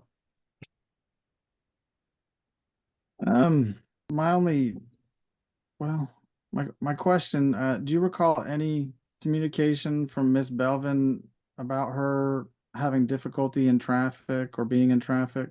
Countless times, yes. And like that was on the way? That was usually on the way I get a message, or by the time I get to location for pickup, she'll say she's in traffic. Where as a person that is not working versus a person that is working, if I can do it and leave early, Okay, you don't sir, have a job. sir, that's not, you're going past the question. The question was about whether or not she's giving you any information that she's running late or running behind, that sort of thing. And on top of that question, sir, I would add on how many separate occasions do you recall her doing such? Thank you. At most, I could say maybe 5 or 6 times notified that she was in traffic. Judge, in the app close messages, there's 3 times from her.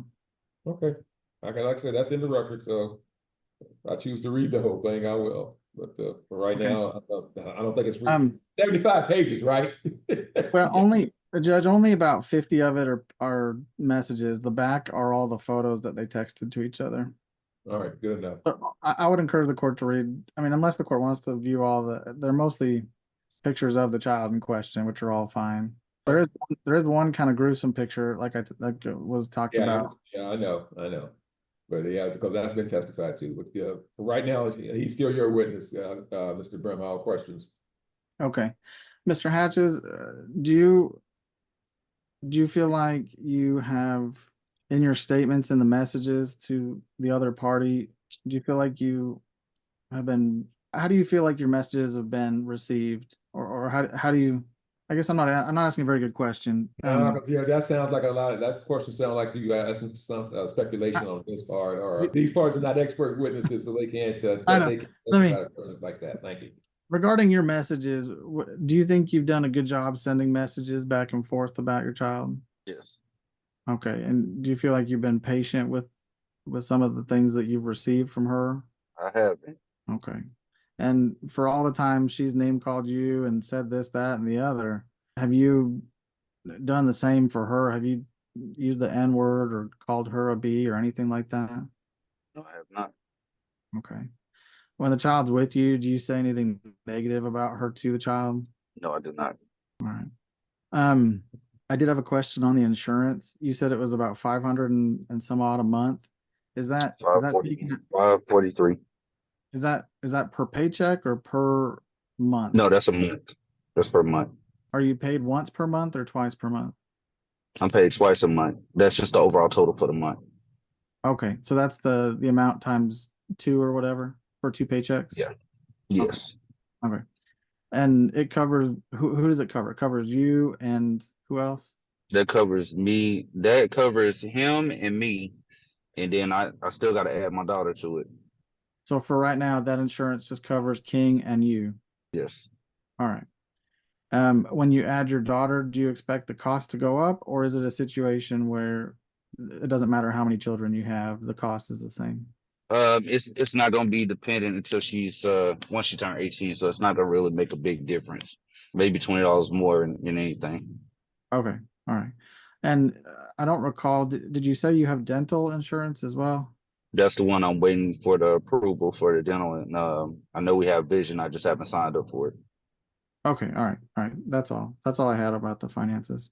Thank you, Ms. Hubbard. Mr. Hatches, as far as your address and phone number being included in this order, do you have reason to believe that if it is included, that either Ms. Belvin or someone else, a third party not in this case, will harass you, harm you, or come by and try to hurt you? I'm not worried about it at all. I don't have anything to hide. Okay, so it is okay if we include your address and Ms. Belvin has your contact info. Yes. Pass witness, Your Honor. All right, Ms. Valdez, anything else? No, Your Honor. Thank you. All right, Mr. Brimhall. Nothing for Mr. Hatches. I do have a few questions about Miss Belvin's finances that I didn't get a chance to ask. Well, Mr. Brimhall, she's not working. She's not licensed yet, and she's doing side work, and it's not her house. What's your questions? My question is, when was the last time she had employment and what type of job was it? Okay, all right. I'll let you ask some quick employment questions, but I really need to get y'all ready to start your closing statements and closing arguments, and that includes Ms. Belvin. So anyway, Ms. Belvin's the witness again. Ask your question. Ms. Belvin, you still there? Okay, so my question, Miss Belvin, is when was the last time you had regular employment? Back in 2018, before my mom was taken out, I worked at Teleperformance I started in October and it ended after she had passed away, which was October 2017 to March of 2018. And are you saying you haven't worked a steady or regular job since then? No, sir, because I had ended up picking those charges later on in May. And when I tried to work for favors, and that's when I found out I had charges pending. Okay, have you worked like under the table or for cash during that time period? No, sir. Have you been Only for if I'm braiding hair. Okay. Other than that. And I was getting tips from the school, which is allowed. Were you okay? How long were you in school, man?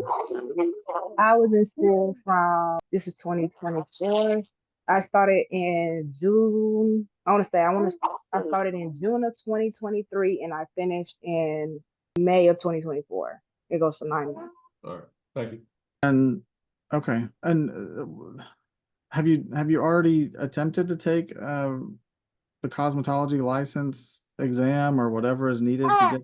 No, sir, because I took a break for my child until I can get her situated to go into daycare or somebody to watch her as I go take the test. When do you anticipate taking it? Within the next year or later? Yes, sir. Within the next year. That's about to all she's hoping to do it before March of next year, so 6 months. Okay. All right. Have you okay, never mind. I'll pass. All right. Anything else, Ms. Hubbard? Yes, Your Honor, one question.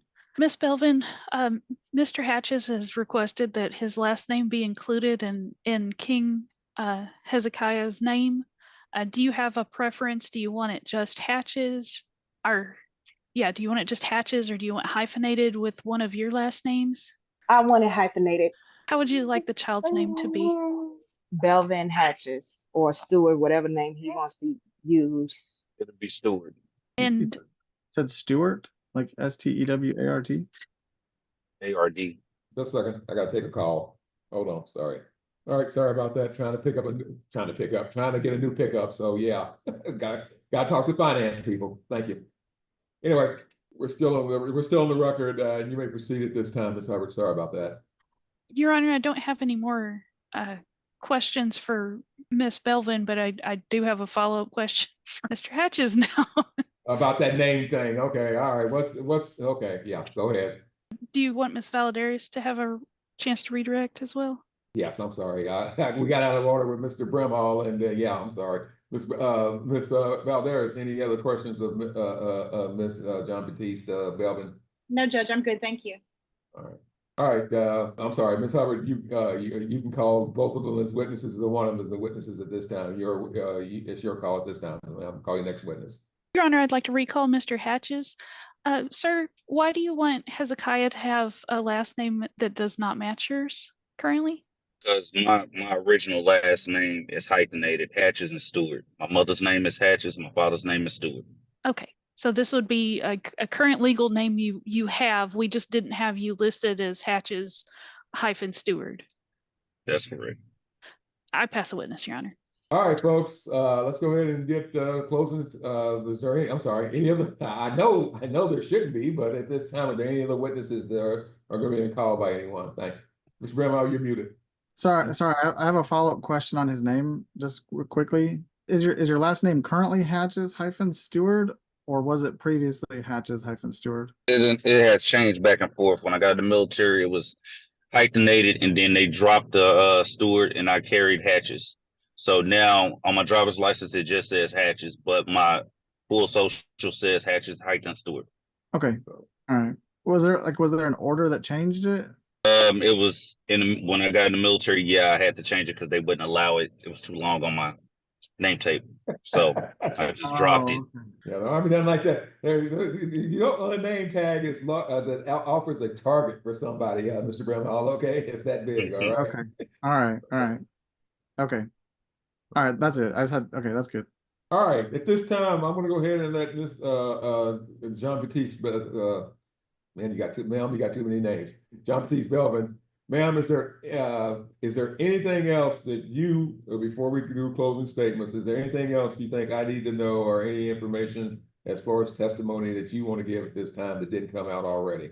I would like to state in regards to Mr. Hatch's testimony, when they asked him, was he ever had a criminal record? Even though everybody's bringing mine to light, I feel like his as well should have been brought to light, because he has been convicted for a felony as well, and as well as he was discharged out the military other than honorable. And I've been inquiring about his VA status for his son as well, to see if he was on his benefits, and never just informed anybody about it. I'm going to object to the entry of any information about a felony so old that it predates the relationship.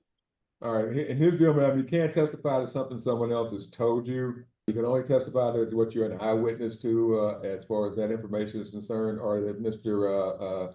Hatches told you directly. So, again, ma'am, is there anything else you want to tell the court at this point based on those criteria?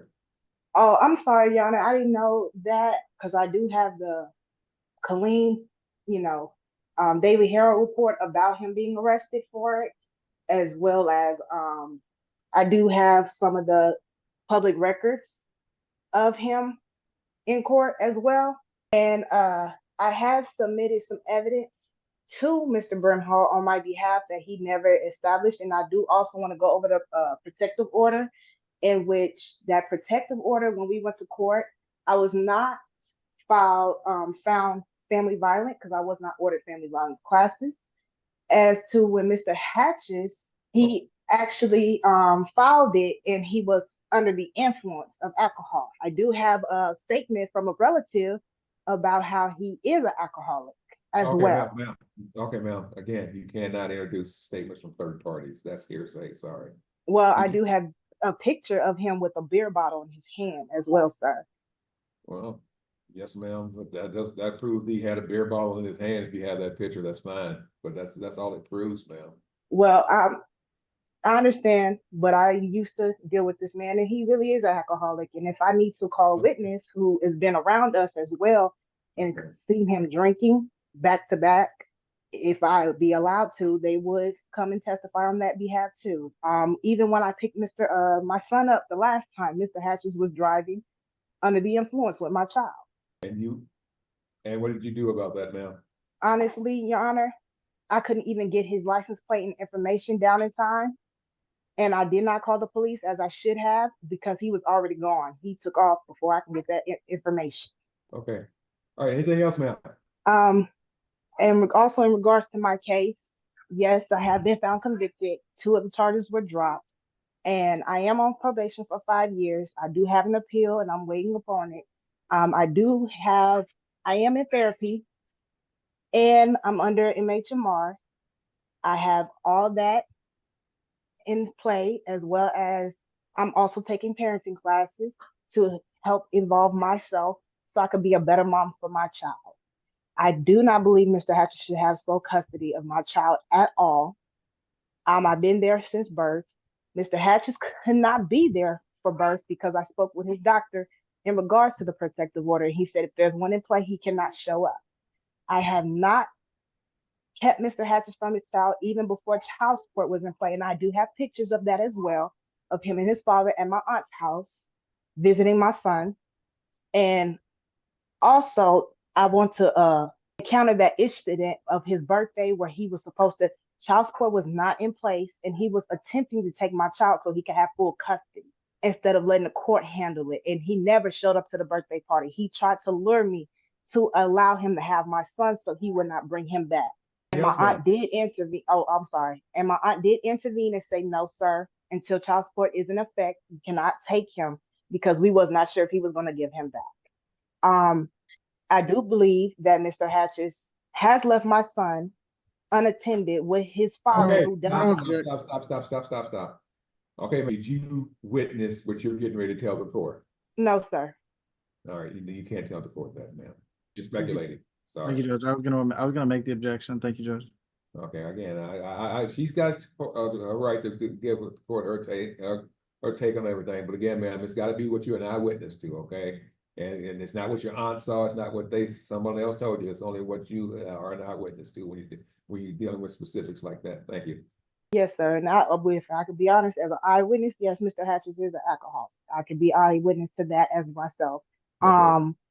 And also to the fact of, I'm not too sure about when the daughter came into play. That's a news to me. Congratulations.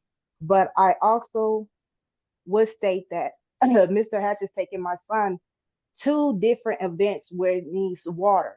And I am concerned about that because I'm sorry, ma'am, what was that last part? I couldn't hear you. To places that were what? That intervenes, like theme parks, like he said, he took him to Typhoon Water Park and things like that. He took him to the lake at one point. And I do have concerns about that. I'm not saying he cannot enjoy his son, but I do have real real concerns in regards to that because Mr. Hatches cannot swim and my child doesn't know how to swim. And that's one thing I've been trying to get him into is swimming lessons. But since he's with his father on the summer, that's kind of hard. But I do have concerns about that he puts him in jeopardy because of that. Now, as regards to Mr. Hatches being shot, that's beyond me. I wasn't there, but Okay, ma'am, don't speculate on anything if you don't know. If you aren't there, you're not a witness, and unless there's some type of court record that can come in and shows what's going on at that point, then no, ma'am, you can't even start on that one. Sorry. No, sir, I don't. But I do know that he represents bike life, as he stated. I have pictures of that, of him being the bike affiliate. Sustained. Okay, ma'am. Again, don't go down that path. Again, unless you actually saw him do something as a biker, unless you were an eyewitness or something, or you helped him with something, then no, ma'am, you can't go down that path. Oh well, yes, sir. I was around when he had bikes. He had plenty of them in the garage. He was working on them. He had. Okay, ma'am. I'm sorry. Are you trying to testify to say he was doing something illegal as a biker, or just he's a biker? That's I don't know. So some of my deputies, a couple of my deputies are motorcyclists. Okay, that's just that's not illegal. Oh no, sir. I have not. I'm not going to sit here and deny that him being just a biker, but there has been some affiliates of him biking, and I have been there when he was biking and riding. But as far as illegal things, what I have concerns that they were exchanges of the bikes that were done illegally, and you got no proof of that, correct, ma'am? No, sir. All right, again, ma'am, don't even go there. Sorry, you can't speculate. You just can't. Okay. Only tell the courts witness facts. Thank you. Well, okay, and I'm not gonna lie. I can't speculate. I have seen it, but I don't have the proof for it, but I did see him alter people's vehicles, and I've seen that, and that was not right, and that was going to cause somebody's safety. And also, other than that, like I said, Yana, I do not feel he should have sole custody. I would like to leave it at joint custody and leave things as is. As far as my parenting and how things go, me and Hezekiah are fine. He's working out his situation. He isn't in daycare. He is in school, and he's getting enrolled to KISD next year. And he has to have a test run through SPED as well. And that is also being set up. And other than that, well, it's good to go, Your Honor. All right, ma'am. Thank you very much. I'm counting that was some testimony, that was some closing argument. So I'm going to count them as each at this point.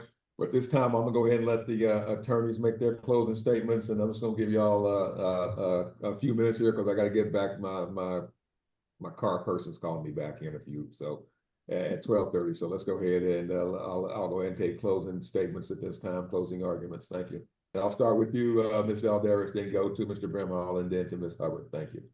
Thank you, Judge. This case has definitely been a marathon filled with a lot of twists and turns: domestic violence, denied visitations, failed drug tests, felony conviction, repeated attempts at alienation, perpetual verbal attacks, and racial slurs, all against my client at the hands of this child's mother. The courts exercised extreme patience with her, despite her repeated refusal to act in the child's best interest and to follow this court's orders. I don't think that any of the testimony offered today suggests that we can expect a change from her moving forward. In fact, I would estimate that it will probably get worse over time and not better if unchecked. Ms. Belvin has continued that same period and pattern of bad behavior that we saw from the very beginning of this case, with hate-filled, harassing texts, denying access and ignoring the orders, and simply thumbing her nose at this court. Mr. Hatches would ask the court to rely on Family Code Section 153.003 and 004 and the Hawley factors in determining the best interests of King. The testimony and evidence offered today show that it is in his best interest that Mr. Hatches be named sole managing conservator, with the child's mother having periods of possession that the court deems protective of the child given the circumstances. Mr. Hatches also believes it would be in the child's best interest that all pickups and drop-offs be made in a public setting, whether the court wishes to make that a police station or not. We understand as children age, sometimes a police station isn't the best locale for the exchanges, so we would leave that up to the court's wisdom. We would also ask for the name change as explained by Mr. Hatches, and that the parties be required to continue to use app close just because of the history of verbal assaults by the mother. Thank you, Judge. All right, Grandma.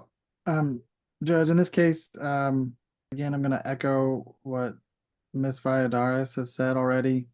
I think all of her requests are also my requests. I would request that Ms. Belvin be ordered to pay minimum wage child support and medical support up to 9% based on minimum wage, which I think means like 100 and something, but I'll let the state calculate that on medical support as cash medical reimbursement to father for providing the insurance.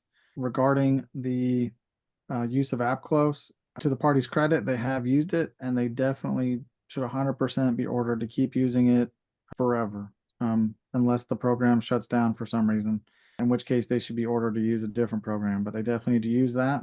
Last name, I think, is fine as requested by the parties. The child's first name will be King Hezekiah, middle name Boaz, and last name Belvin-Steward, Steward. Okay, I'm sorry. That's what I was going to ask. Is it Stewart, and there's two different ways you spell Stewart. So I was going to have the father clarify that. But yeah, I'll let his lawyer get that information. Thank you. Yes, Judge. If I heard right, I think he said Stewart. It may have been right when when the court had to step away for a half second. Okay. But Steward with a D at the end, Steward. Regarding visitation, Ms. Belvin said she would be more than happy with 1 weekend a month. That's what she testified to. I think that's fine. I think electronic visits are probably okay, but also have, they seem highly volatile, I just don't want the parties to get in a shouting match while the child's on the phone or something. So, to that extent, I don't know how best to recommend electronic visits. But I do think they could happen. I think they would be beneficial to the child to talk to both parents. I do think Mr. Hatches is the more stable, calm, and patient individual in this case, who has done his best to comply with the court's orders throughout the duration of this case. Miss Belvin has at nearly every turn flaunted this court's rulings, deliberately made up her own rulings that fit her schedule or exempted her own behavior.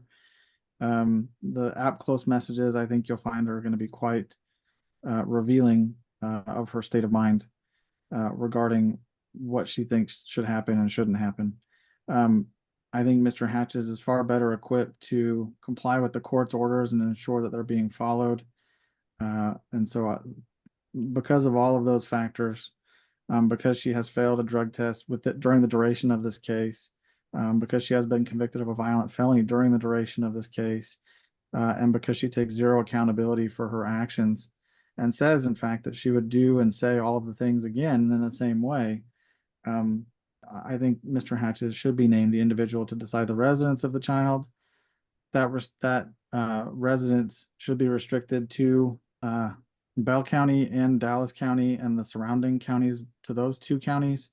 So a big geographic restriction in that regard. I think there's maybe 7 counties that go around Bell, including Bell, and then I think, if I'm not mistaken, Dallas has another 6 or 7 that surround it. So we're talking about maybe a geo restriction of 14 or so counties. And I think he should be permitted to decide the residence within one of those counties. Regarding the pickup and drop off location, I'm not a huge fan of police stations, especially as kids get older, but they have their need, and I think this case absolutely needs one. Just given how the parties have how everything is shaken out to this point. So I think Hillsborough is more of a middle ground point. This court had previously used West.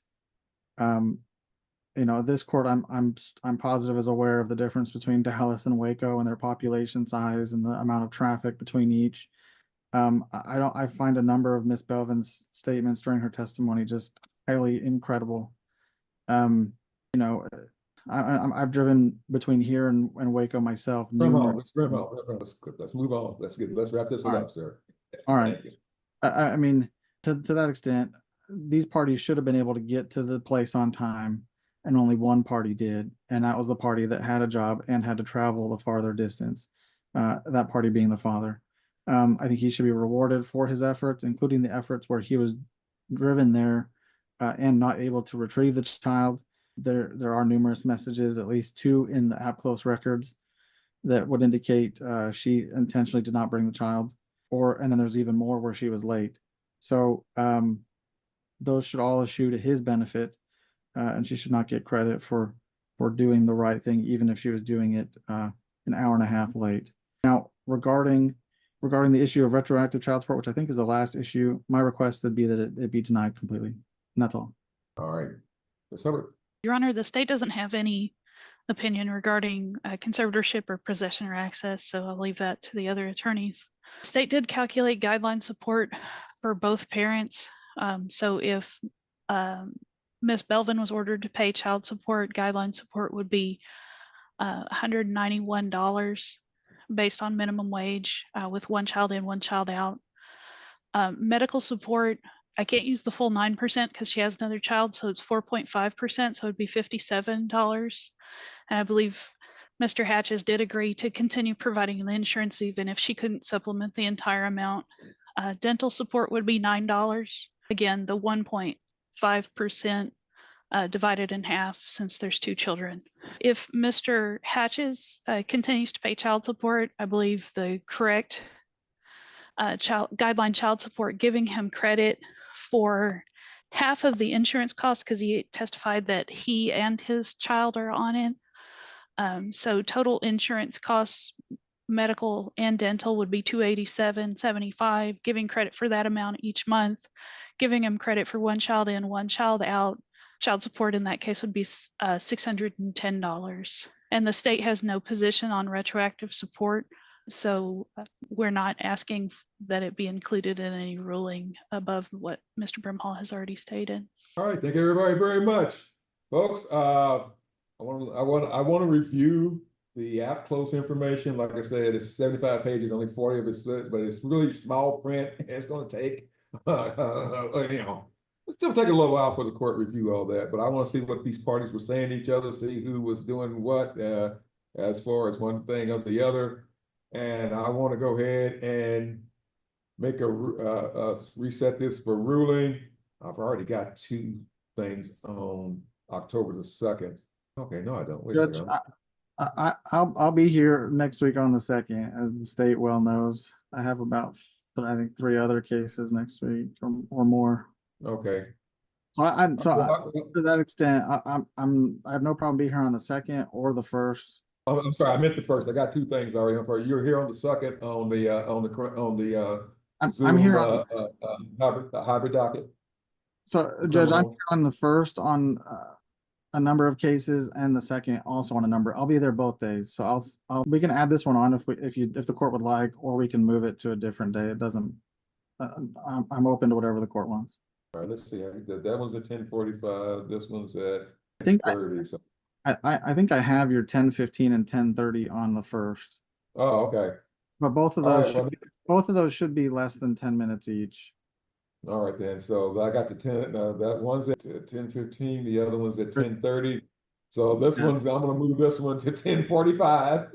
Okay. 15-minute ruling. If y'all can be here if y'all need to be, if y'all want to be, but I'm gonna go ahead and move this Zoom code.